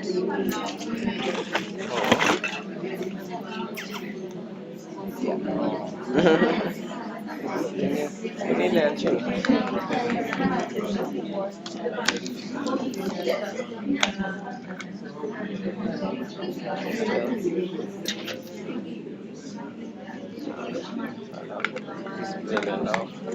So just use this one. Struggle now hivi. It's okay. I won't go to live view, so I think it will be better.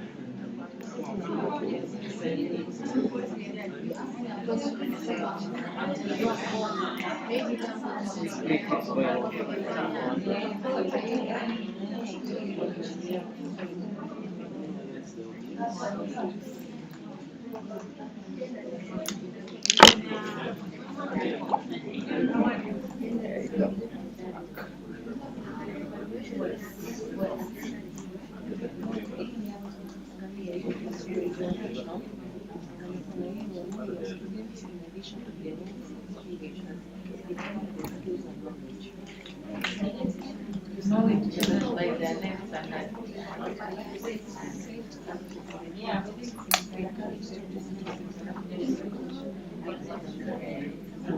I just carry on with this part.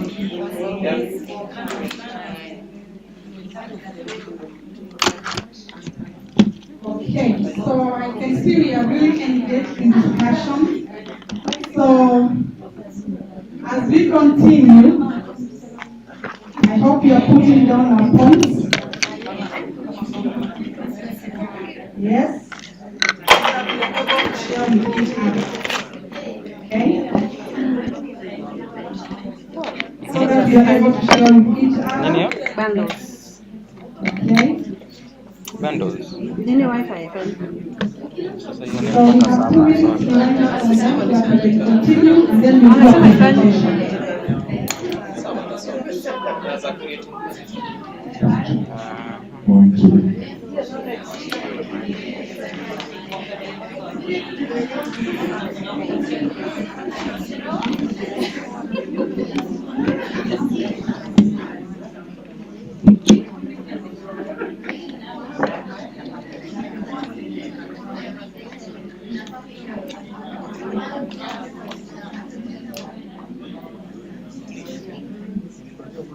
Okay. I can hear those, the language, nasikia matamshi. Nasikia matamshi yanapotoka. Because you are the people in the classroom. Yes?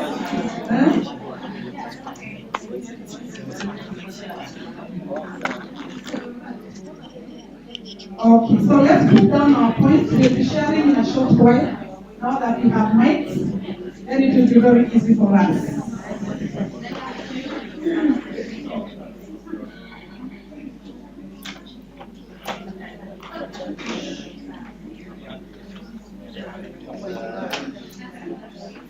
Okay, so as I give us an opportunity to really write up, then we need to look at what are we focusing on as far as lesson planning is concerned. I think we mentioned yesterday, when you are referring to lesson planning, and we have mentioned actually in the previous session, that a gender-responsive class begins by preparing a gender-responsive lesson. If the lesson plan is not gender responsive, then whatever happens in that classroom will not be gender responsive. And so how do we prepare a gender responsive lesson plan? We shall be looking at that in a short while. The other thing we are noting is many teachers really know how to prepare good lesson plans. Hey, we really prepare good lesson plans. Either because it is a requirement by our employer.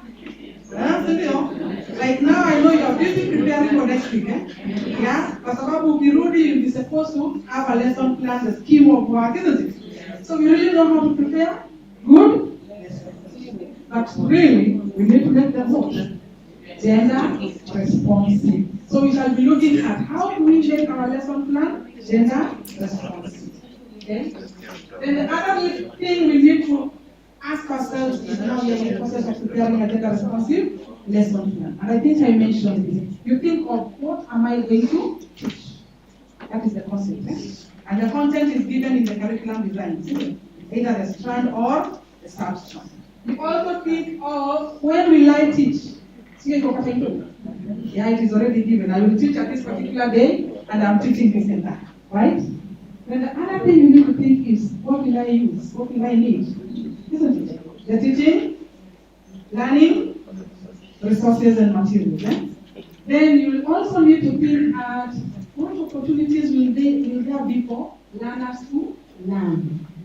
So, our creativity and our responsiveness begins from by who using what, and the opportunities for learners to learn. Because the how, the content is already given, the what is given, isn't it?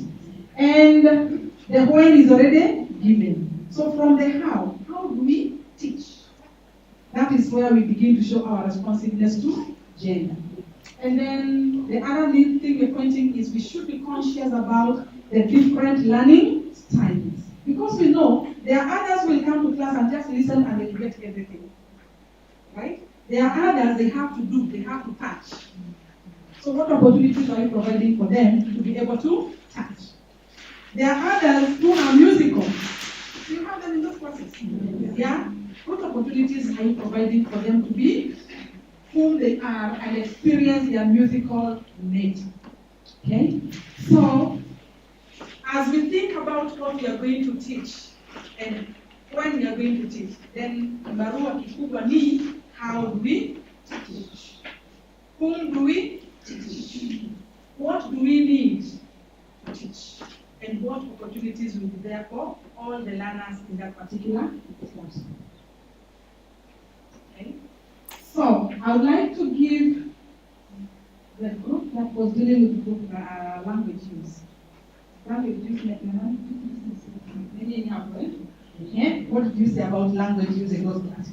What language do we use as teachers in those classrooms of ours? We have a mic, yeah, so that we are all able to hear what you're saying.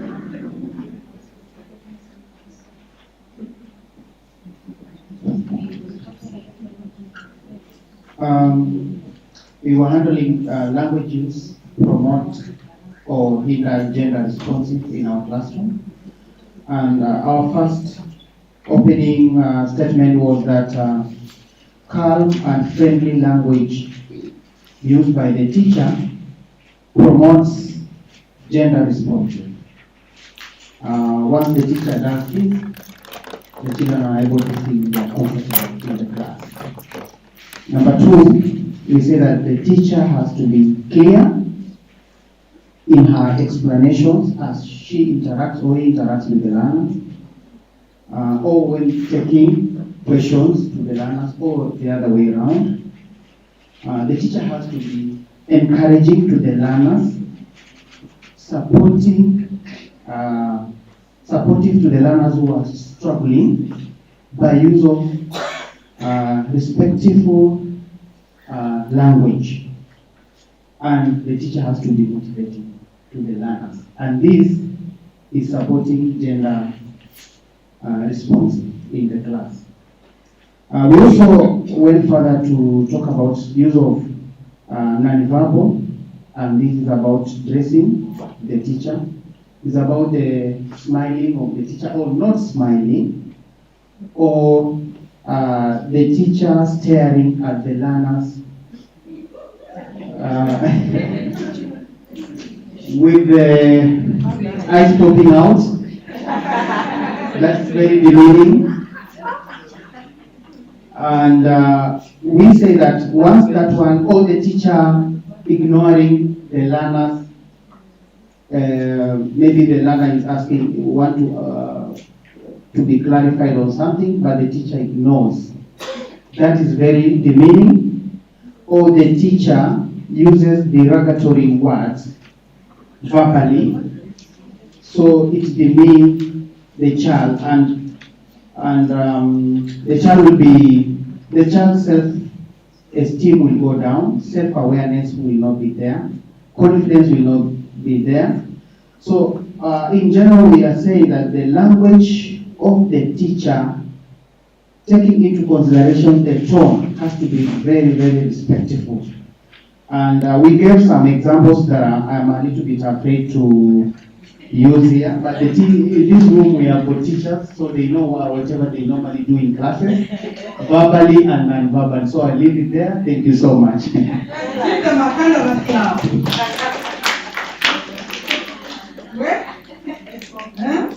Thank you very much.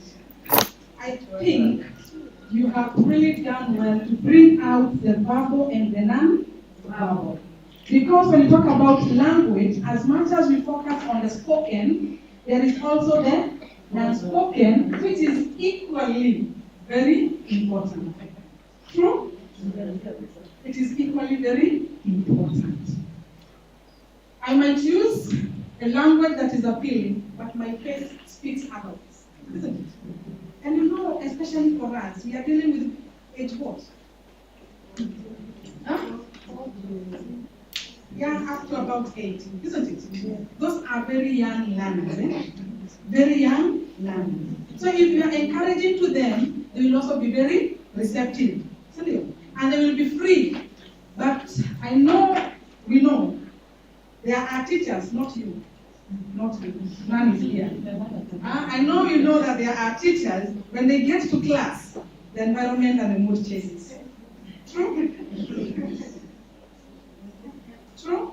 If you reflect back in your learning time, akiingia, isn't it? They will not even say anything, but just even the face. Unajua hapa? Okay? So, thank you Group 1, because you have brought out very pertinent issues for us. And I have given us a list. I would like you to just go through the lesson, the physics lesson. This is the data that was collected in a study. Sorry for that. And the person who was collecting it was looking at gender responsiveness in a class. And so looking at the physics lesson, just read it through, and then be able to identify what issues are coming out from that particular lesson. What do you notice about that teacher? You know, which gender issue is being expressed there? Okay, all of us in our groups, we are looking at the same thing in the physics lesson. I will pause there.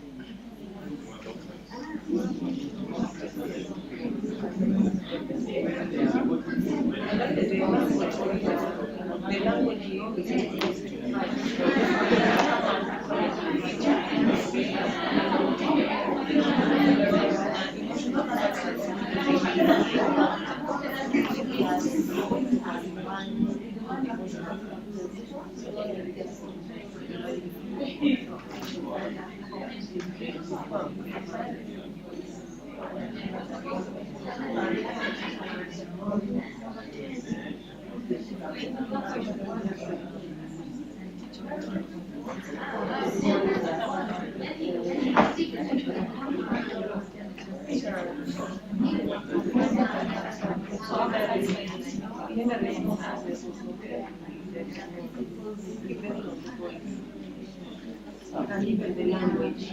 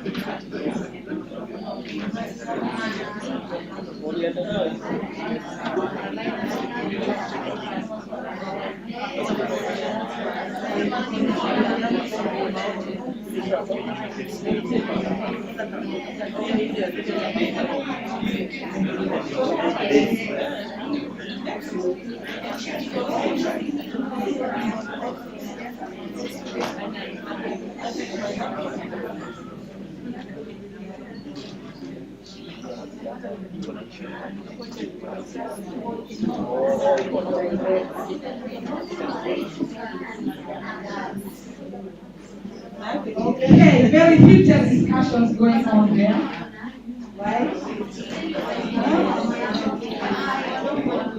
So, what is the gender of the teacher?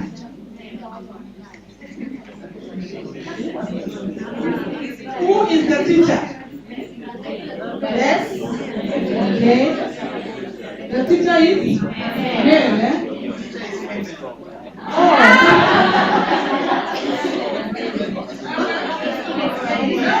We are looking at lesson 1. Okay. Some people are saying the teacher is male, others are saying the teacher is female. So why do you say the teacher is female? Oh. No, I want you to share with us. I want you to share with us.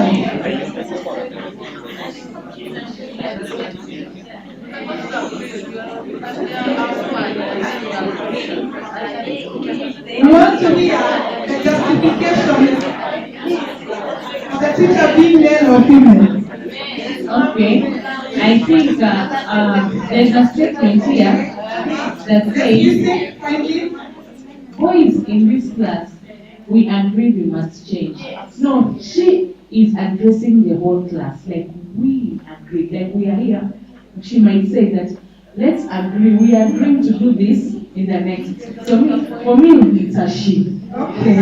She's just addressing the learners, like we agreed. Okay. Thank you for your views. Let's hear from this group what they think about the teacher. I think the teacher is a male teacher because there is a statement here says, there is a statement here says, in justifying language. His language. So definitely he's a male teacher. Okay. Let's give all of them flowers. Let's give them flowers because everybody has a point to justify their view. You also want to. Okay, according to us, we are seeing that the teacher is a male because they somewhere stand here. After a while, he continues. So it is a male teacher. Okay, thank you very much. So then, the next question we ask ourselves is, what are the gender issues in play here? What are the gender issues here? Let's hear. According to me, is 101% gender biased because we're having two girls raising their hands. He doesn't want to hear what they want to say. He is 100% focused on the boy child. Did you observe that? Yes. Another group, what else did you notice from this? Let's give this one. Please. We noticed that the teacher here is so disappointed in the boy. His expectation for the boy is very high. That's why he's ignoring the girls and saying he can't understand why these boys are not saying anything. And then this boy was looking down. So he's like, what is wrong with you? Went down. Okay. Any other view, any other observation from that discussion or from that lesson? The language used, the way he was addressing the boys in the classroom, the tone, the tonation he used, and even the way he was just correcting, it was not very good. Okay. One more last here. I like this. I like this. Yeah, the teacher, I think, is confused. Whoever, she or he, went physical by holding the learner by their collar. That's wrong. Doesn't respect their efforts. And then the other issue is that as much as he's talking about boys, trying to find out why are they not participating in class, he does or she does not give equal opportunity to the girls. The two girls who put up their hand, they were supposed to be supported to find out if they know the answer.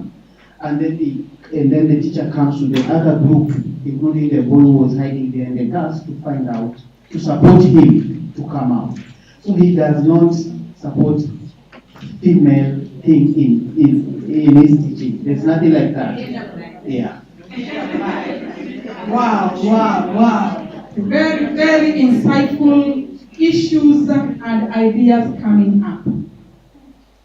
Now, this teacher was male.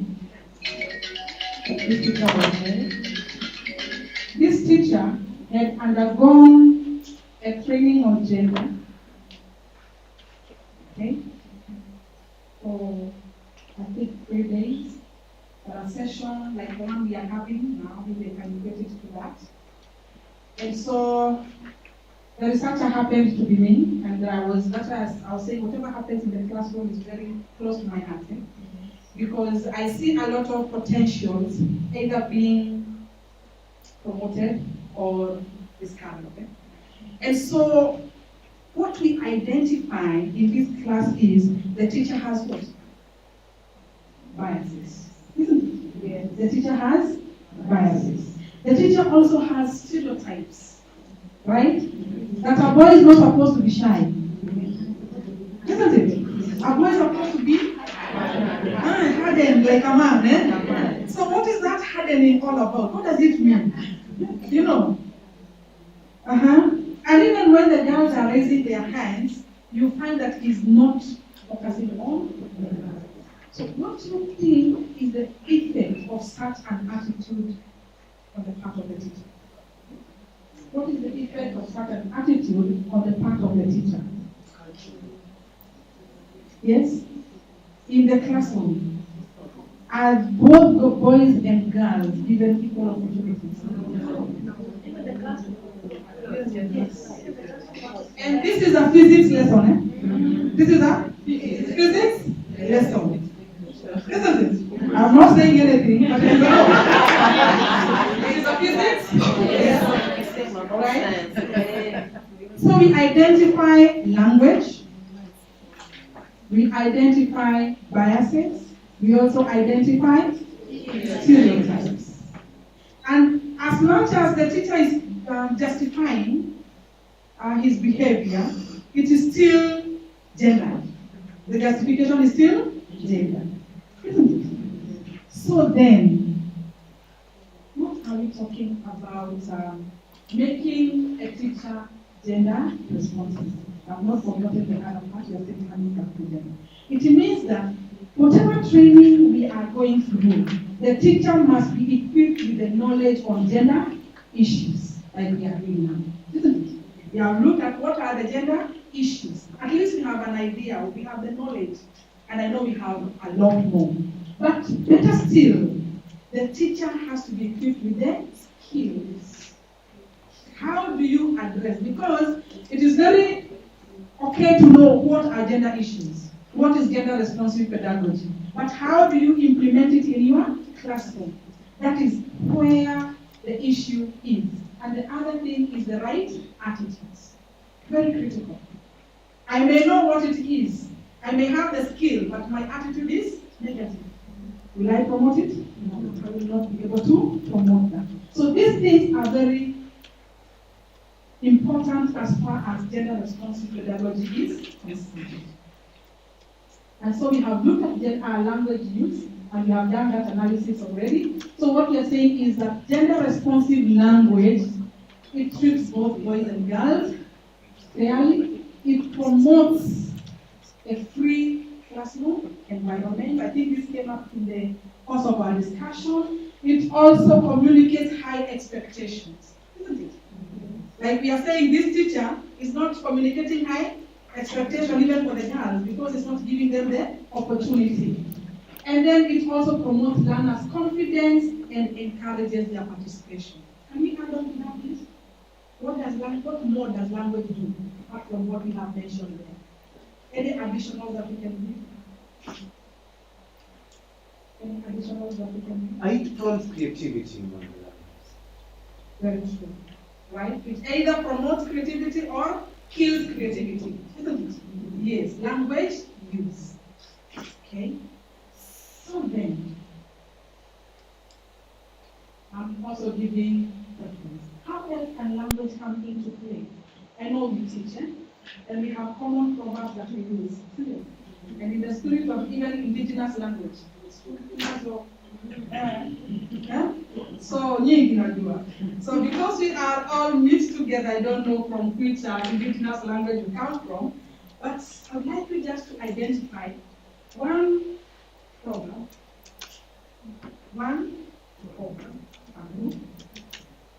okay? And once you identify that one proverb, you analyze it with regard to does it promote or reinforce male superiority? Does it encourage female autonomy? Or does it promote gender equality? And what suggestions can you make? So, for example, I have a proverb here. The fool speaks, the wise man speaks. Okay. The fool speaks, the wise man. So, what can you say about that proverb? Yes? Huh?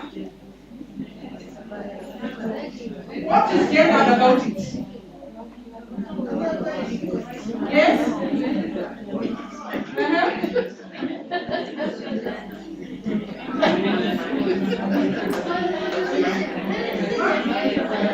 Let me get a mic for you so that even the ones in the diaspora can hear.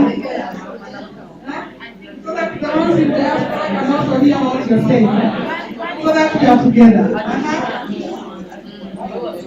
Yes? Let's listen to Madam there. Okay, according to me, the proverb says the fool speaks, the wise man listens. In other words, it should be, okay, the fool speaks, the wise listens. But now that they have mentioned man, that means the woman speaks, the fool. Yeah, because the woman is omitted.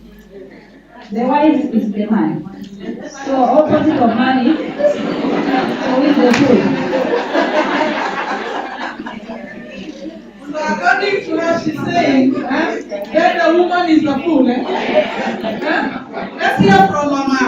Let's hear from a man. Without the microphone. Okay, you are I think biologically, literally, the word man stands for all of us. And in every woman, there is a man, even in the wording itself. So man there does not mean that it is man for sex, but actually all of us. Thank you for your view. I really appreciate it. And we will come to that. Let's hear from you. Okay, I want to interrupt you. Okay, the man, for we grown up, we can understand. But for the children, they know a man is a man and a woman is a woman.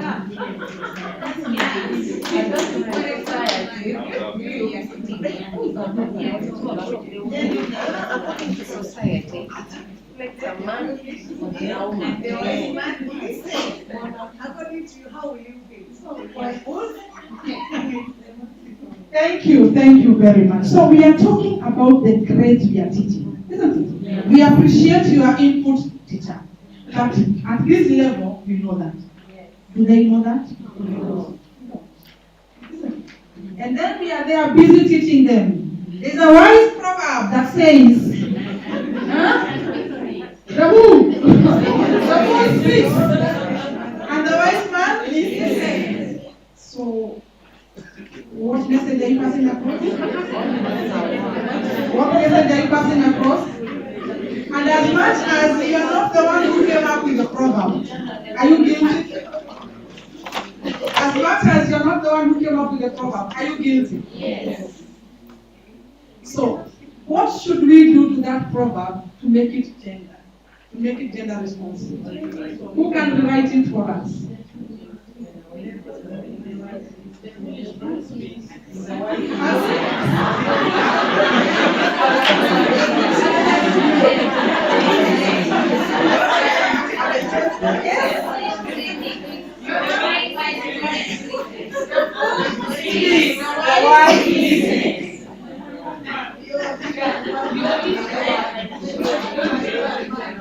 So the fools spit, the wise listen.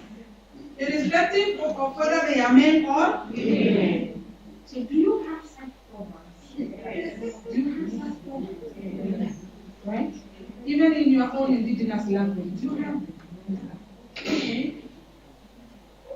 And now, because we will encounter them as we teach, do we take them as they are? Or is there something they're supposed to do as teachers? Those are the questions we are asking ourselves. Okay?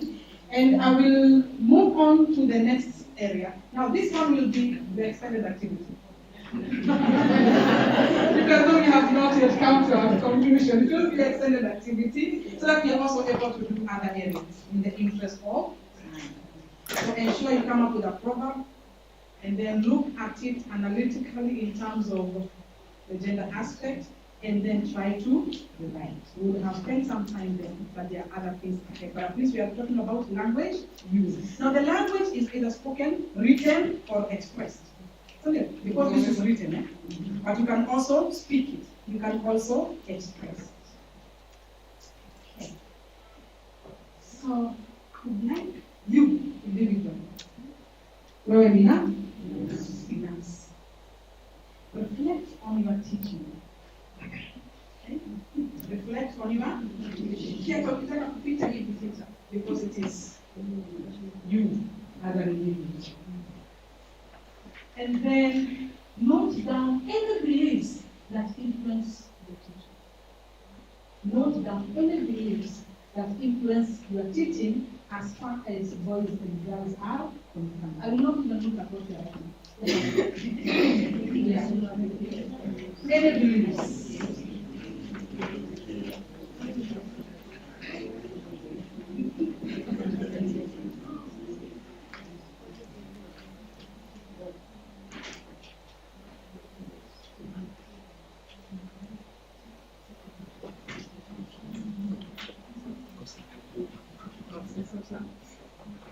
Give me 1 minute.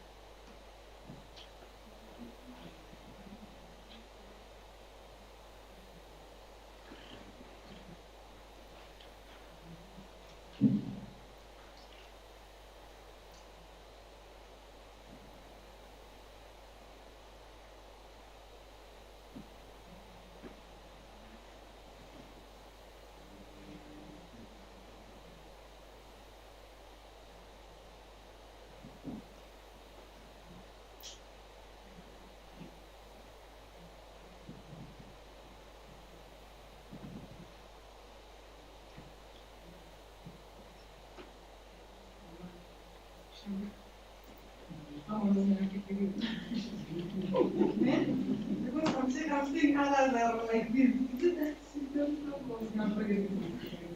Huh? Shadi.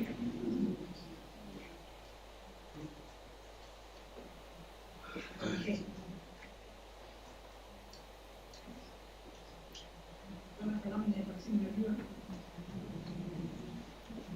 So we just start.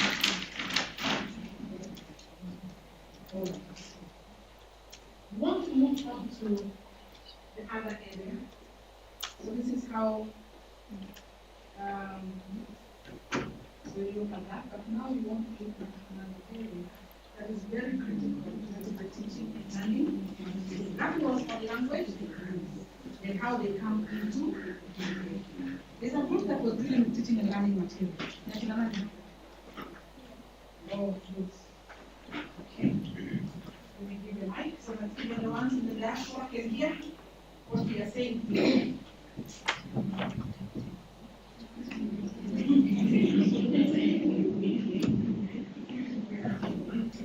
Okay.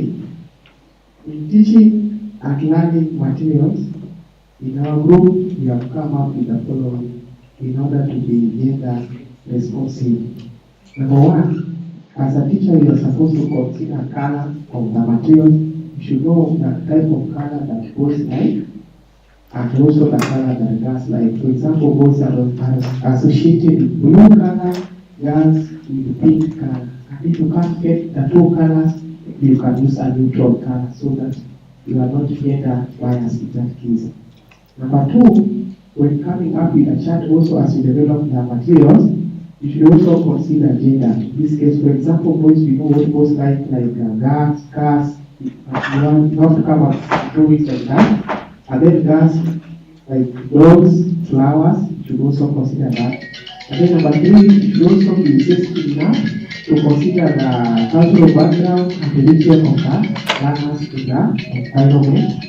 Then the other area was distribution of material should be equal, and this would promote gender sensitive. At least when you are distributing materials, you should distribute enough materials to both the gender in the class. Oh, awesome. Let's give the flowers. The one clap is tuna. The blue.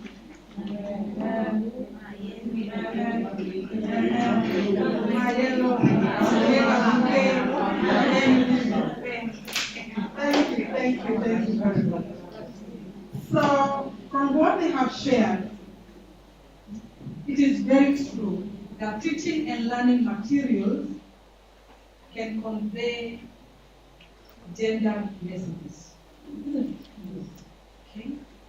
And when we're looking at teaching and learning materials, we are looking at both the reference books and as well as the learning aids. Okay? And they have mentioned issues of color. Did you see that in the video? What was the color for the girl? What was the color for the boy? So now, we are not gender responsive.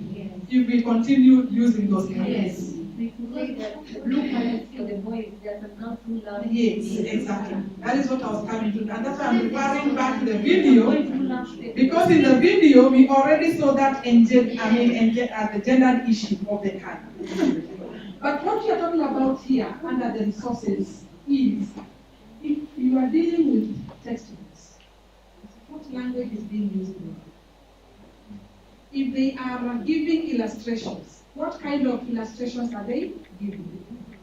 Sometimes we see an illustration of a man being the doctor. This is the doctor, and this is an engineer. This is a man. Yeah. Thank you. You are raising issues that we are also going to look at. So basically, and if you look at mathematical science, or even in the language activities, do you sometimes notice anything? What pronouns do they use? What examples do they give? What illustrations are there? What pictures are there? Do you stop to look at them and analyze them using a gender lens? Ama imechorwa, sio umechora, twende nalo.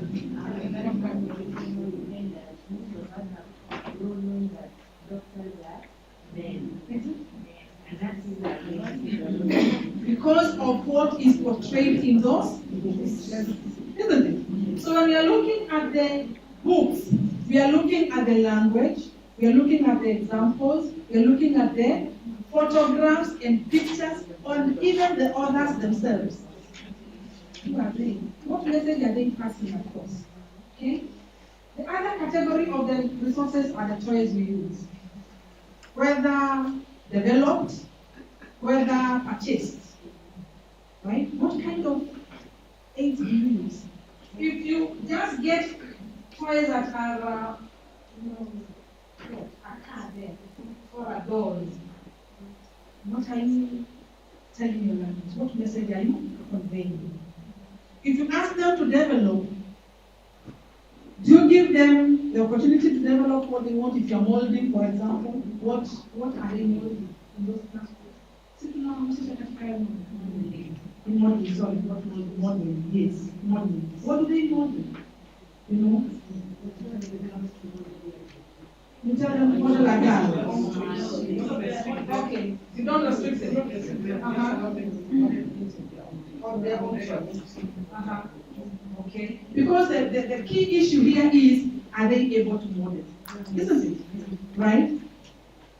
If you look at pictures in those books, and you have rightly put it, that many books will portray a doctor to be male, and a nurse to be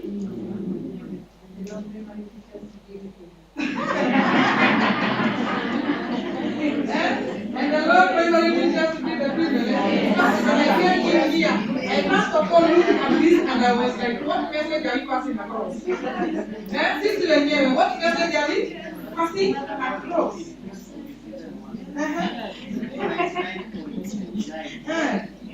They are female. So what message are we passing across?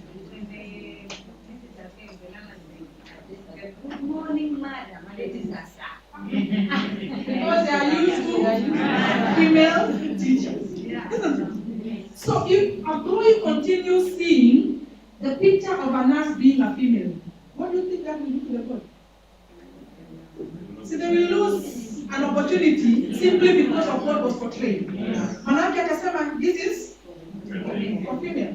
It is not for a man like me. No? And I'm just curious to know if we were asked to draw a scientist. If we are asked to draw a scientist. And in fact, I should have asked us earlier, but now I have already linked out. What would be the gender of the scientist? Huh? With a what? With a band? Huh? Huh? With the what? And some wrinkles? You know, and specs? Maybe big ones and a white, you know? Dust coat. I did this with a class somewhere and I was surprised because even the female, they drew a man. And it is agreeing with what you're saying here. You also draw a man. Why is that? Because the message has been passed again and again. That a scientist is who? A man. A doctor is who? A man. Yet in that class of viewers, imagine you have scientists, great scientists. You have great doctors who are girls. But do you support them when you have that mentality? No. And that is why even when it comes to subject selection, you will see some discouragements. Matana na hiyo. Matana na hiyo, na hilo somo. You know? And yet the teacher is the one supposed to encourage and support and guide. So, focus. We read a lot of stories, isn't it? Who is the hero? Who is the... Always, who is the super person? In that story. Is it the man? Yes? So now my question is, okay, sorry. The question is, now that we find the books there, and the storybooks were written by other people, what is your role as the teacher? What is your role as the teacher when you encounter such? What do you do?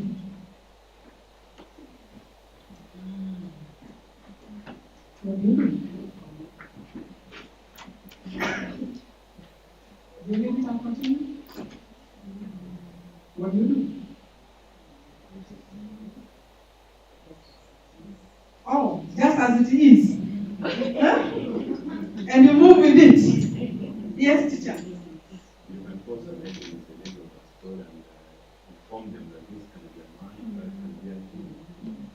Thank you for that. Right? So this is where now, as teachers, we really need to act in order to create a gender responsive classroom. Remember we say the planning can be done, but the implementation can be so different. Isn't it? The planning can be so gender responsive, but the implementation and delivery will be very different. So when you encounter such, as a gender responsive teacher, you don't leave them as they are. Right? Like here said, you can say this character can also be either a male or female. Right? This picture here, as much as it is showing a female, it can also be a male, so that the boys can know I can also become a nurse, and it is not a crime. I can also become a pilot as a girl. And even in the social media, we see a lot like, I don't know, a female pilot was the first to fly a plane somewhere. I read something like that and I was like, how many males have done that? Okay, as much as we want to encourage the girl, but what message are we sending across? That it is very rare for a woman to be, flying a Boeing.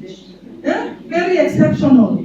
So as much as we are encouraging the girl, but there's some message, the message we are sending across, isn't it? That it is unlikely for a woman to fly such a big plane. What I'm saying. So in that class, yes. So it's in the same way. How should we respond? Yes, we want to support and encourage culture to fly a Boeing, but at the same time when we show pictures or videos of them flying, we actually say that it's very rare. So how should we respond? So that we don't step on people's things. That's a very professional and encourage them. A critical question there. What should we do? Because so that we're not having double standards or double messages of the same aspect, isn't it? And like he mentioned, you look at the two sides of the coin, right? Be critical enough to question why, as much as it is encouraging the girls also to pursue, say for example, that field, but also be critical on class. What do you think? What message is being passed across? So that they're not just looking at one side of the coin, they can also flip it to the other side and ask questions about it. And this is now where responsiveness begins. Do you empower the girls in your class and the boys to question situations? Do you empower them to question how things are? Or you just use them the way they are? If you are reading a storybook and the character is just a male, do you stop to tell them, even as girl, can also take this character, can also take this position? Do you do that? Okay. If you see illustrations being either female, and you have a boy in that class, what message are you giving? Do you stop to tell them, even you can also become that? Do we do that? This is now where the critical issues are.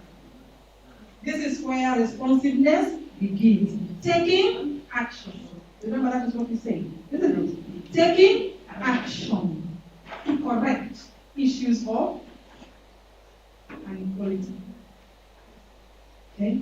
So whenever you come across such issues, are they using he? Yeah? Or are they using she? You know? Then as a teacher come in and say, the she can also be he. And the he can also be she. So that we are not passing across gendered messages, even when we are using teaching and learning resources. So thank you very much, Group 1, for your feedback and response on that. So what we are saying is all materials used during teaching and learning should be gender inclusive and promote gender equality. However, it may be that they are not. Isn't it? It may be that they are not. What do you do as a teacher? Don't leave it as it is. Empower your class. Empower the boys and the girls to question and have a critical eye as they deal with issues in the classroom. Okay? And this will also come in as we look at classroom interaction, which is our next activity. So we are going to flip the paper. We're going to flip the paper and look at the biology lesson. Flip the paper. Flip the paper had given you. Look at the biology lesson. Go through it.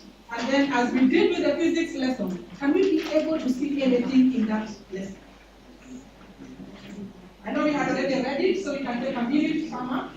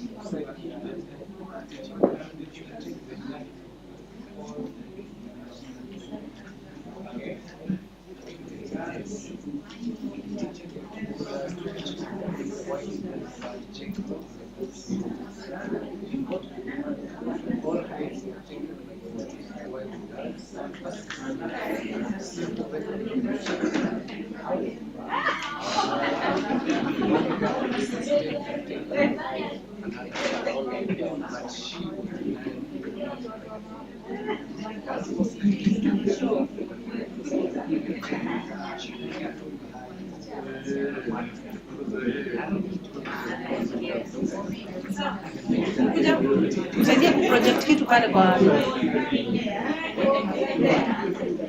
mnanisema vile mnasema.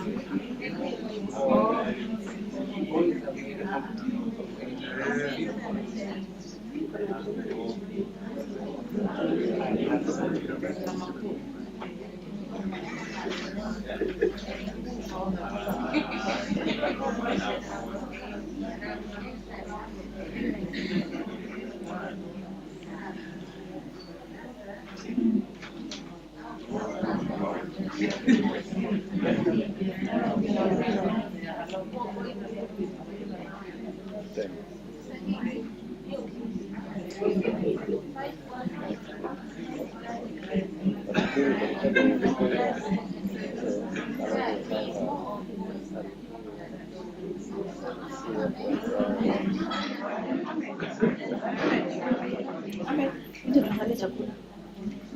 Chakula nakuja.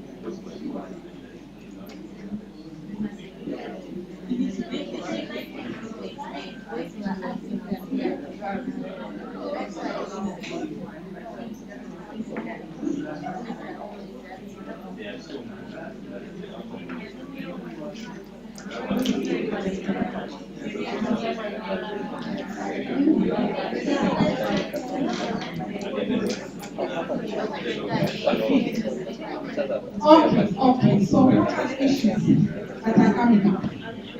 You're going to do popcorn. What are the issues that are coming up? Let's hear from you.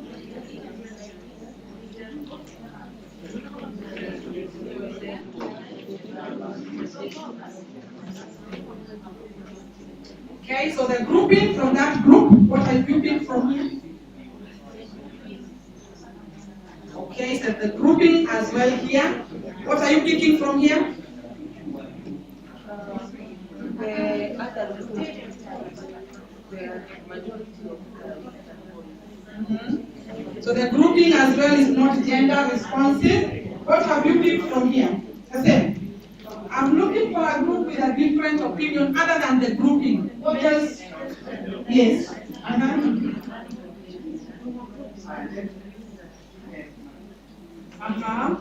Why are you saying that?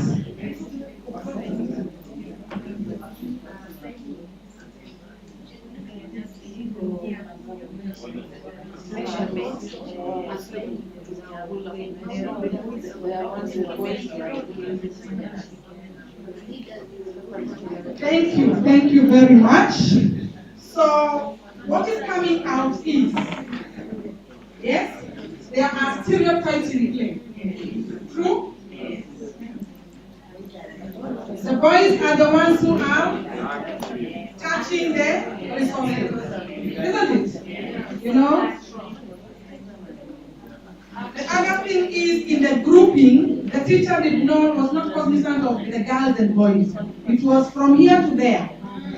Did you notice that? Yes. Okay. And then you realize it's a girl who tried to take measurements. What happened? There was a struggle. Isn't it? And the teacher found it to be very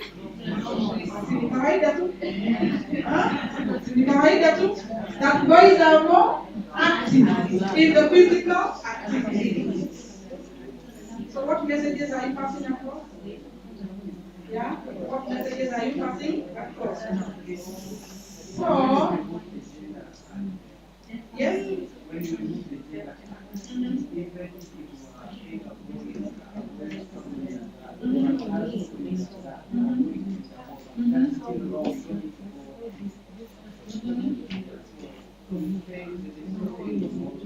Okay, so the teacher has to have noticed what is happening, isn't it?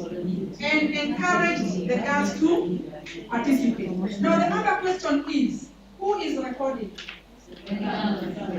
Is it an active or a passive role?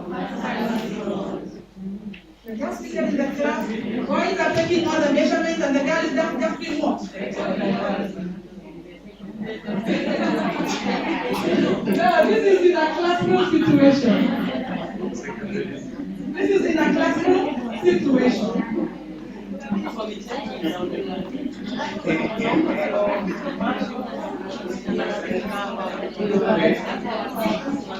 Okay, so what are we saying? We are saying that as far as interactions are concerned, as a teacher, you must check the teacher-learner interactions. You must also check the learner-learner interactions, and you must check the learner resources interaction. Isn't it? And also the role they are playing. And that is why for those who are in for the session yesterday, I was asking. The teacher said 20% were not able to achieve the lesson objective. So the question was, why? Was it an issue of resources? Was it an issue of dominance? Or what was it all about? So as a teacher, you need to be very keen. So that as you are grouping the learners, you are mixing them. They are homogeneous and not heterogeneous. Now I know here some issues might come up.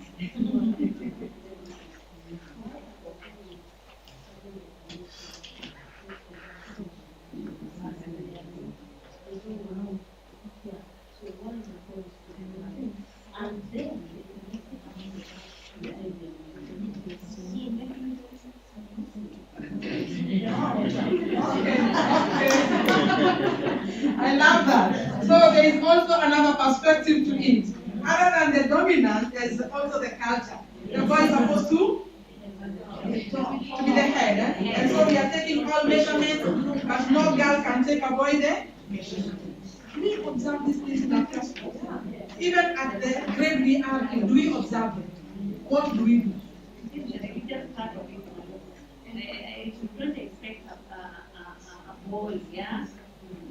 You this will come up. And those are the religious part of it. Yeah? Don't expect a boy to take the measurement of that. Okay. Thank you for that. I knew it would come up because you have very many aspects of issues into play. So, you have some religion.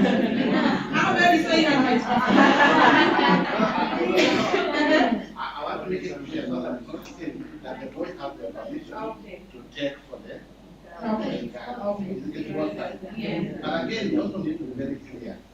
It's not, it depends on the age. You also need to look at the age. There are certain age where you look at, we assume they're innocent.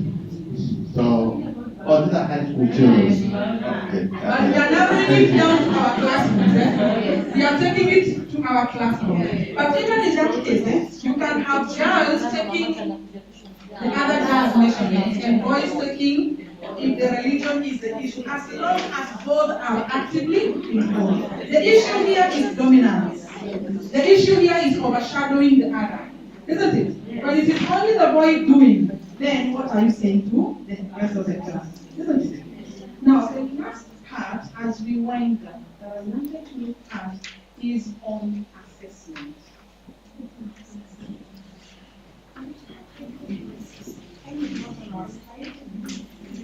Time is not on our side because we need to move. But before I go to assessment, there's something I want to mention about interactions. And interactions, we come up with issues of questioning. And I think I mentioned yesterday, what kind of questions do you ask to the boys? What kind of questions do you ask to them? Do you ask high order questions to Ada and low order questions to the other? Do you have or communicate high expectation for the boy or the girl? You know? Who is answering the questions in your class? Right? Do you even encourage those learners who do not raise their hands? Because they are learners who will never. Do you have them in your class? Yeah. They will never raise their hand? Does it mean they have nothing here? Yeah. So what do you do with them? Do you tell them, you are so shy and you know? So what you say and how you deal with them will really enable them to come out. Isn't it? So who is answering questions? Do you go by those who are raising hands? Do you give enough wait time for both so that they are able to process their thoughts and then they share? You know? So these are questions that we may need to address so that we are able to promote gender responsiveness. And there's something that Dr. Mamisi added on the teaching learning resources about cartoons. Learners watch a lot of cartoons. And there are so many messages that are portrayed in those cartoons. Do you empower them to question, why is this happening? Why is this being portrayed like this? There's a lot of learning taking place in the wrong way. And then it comes to us in the class, right? How do we deal with it? You know? Do we help them to correct that, or do we just continue as it is? So the learning materials and resources can be diverse and very many, and so we need to be very conscious about that. Finally, I want to look at what? Assessment. And the issue of assessment, let's see how many minutes, but the issue of assessment is very critical. You cannot teach and not assess, right? You cannot teach and not assess. And I had a photo that I wanted to show us, but now that we have something else being displayed, if you use the same way of assessment, okay, how does that promote gender responsiveness, or how does it hinder gender responsiveness? There's a common photo where animals are put together, elephant, giraffe, crocodile, I don't know whether you have come across it. And then the assessment is they should all climb a tree. And that is how they're going to be judged for that session or for that qualification. Diverse animals, they're put together, right? And then the assessment is they're supposed to climb a tree. And so we have a monkey, we have an elephant, we have a crocodile, we have a giraffe. And so the question is, if we look at that, how does it promote gender responsiveness? If you want all the animals to climb the same tree, will that assessment be okay?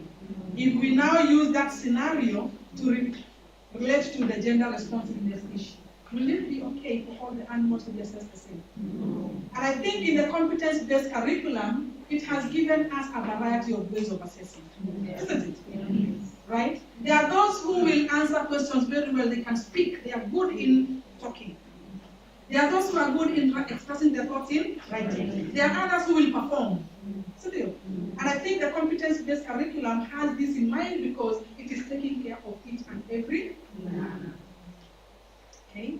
So we need to be very conscious about what we assess. What are the strengths of the learners? If you use the same standard, are you going to be fair to all of the learners in that class? And then one question I want to ask. How are our sitting arrangements in the classrooms? Who sits where? Are we there? Huh? Or how do we, organize our class? Yeah? Because I have observed that in lower classes, especially in the early years, the learners sit in groups. Then when they progress upwards, what do? We dismantle the groups. And then now they are all facing. How does that promote or hinder interaction in the class? Right? Who sits at the back? And who sits at the tall ones? Yes? The tall ones sit at the back. And the short ones. So what informs who sits where? In that case where the learners are seated in rows and columns, what informs where the learner is sitting? Do we have the boys at the back and the girls in front? No. Do we have the girls and the boys in front? How do we go about it? Oh. Now listen to that. The naughty ones sit in rows. Is that what you do? Yeah? So how does that promote interaction or hinder interaction? Isn't it? What is the idea behind who sits at the front and who sits at the back? Yes.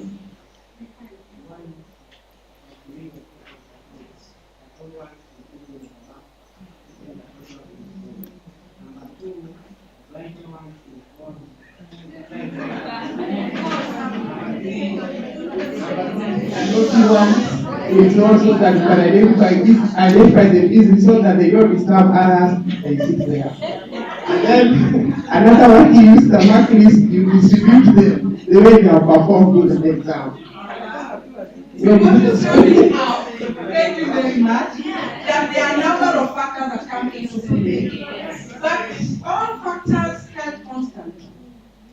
Right? How does that sitting arrangement promote responsiveness or hinder responsiveness? Right? Time does not allow me to continue. I would have loved to, but time does not allow. So we'll not even do the mental thing. So this is what you're gonna do. Extended learning. Extended what? Learning. This is what you're gonna do. We are going to come up with a breaking news statement. Imagine you are a news anchor. Imagine you are a news anchor and the presenter for that matter, and you want to give a breaking news message following what you have gone through. What would you be? What would it be like? Write it down. You're going to be sharing, maybe not now, because of time. Breaking news statement. What would your breaking news statement be? And then I'd like you to not share. I know we have forums. I know we have WhatsApp forums. Put 2 stars. What 2? Let's say 3. What 3 stars or 3 things are you taking away from this session? What 3 things are you taking away from this session? Okay. And what the last one is, what is the last, the wish, one wish you have. One wish you have. One wish you have. I'll have to cut it short because of time. I think the other things I will share with Dr. Marisi, especially the tips for making a lesson gender. There are questions that are there. I have gone through them, but we will not have the time to explore them further. But but with the knowledge and the ideas you have, I know if you have come across that, then it will trigger something in your mind. We have three stars, or we have 3 lessons learned and 1 which you still have.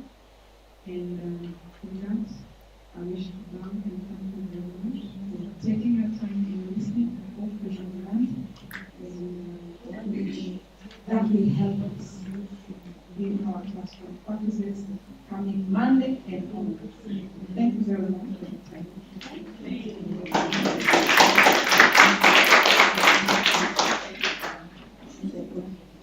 I mean, have somebody giving extra love. What I was doing is I may not do it the right way. Gertrude, yes, you have to do your plan. Then I do it. Silvio? Whatever it is, you know gender. I know everybody has some gender. So,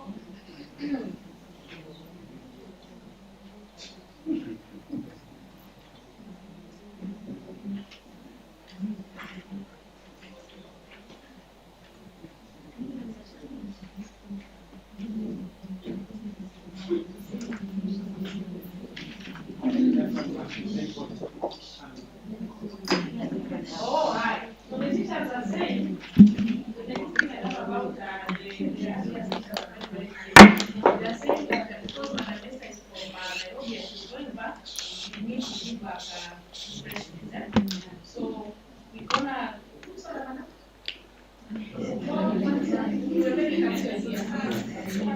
Oh, Fanta. She takes Fanta. So we're gonna leave the soda. Let's keep the soda. Oh, and then open the fridge. Yes. So let's open the table. Let's open the fridge. How do you open? Oh. Yes. Now take the soda. Take the soda. Take the soda. So open the soda. And then give it to madam. And one more time. Let's open the fridge. Open it. Now fix the soda. Open the soda. Then give it to madam. Thank you very much. For the session.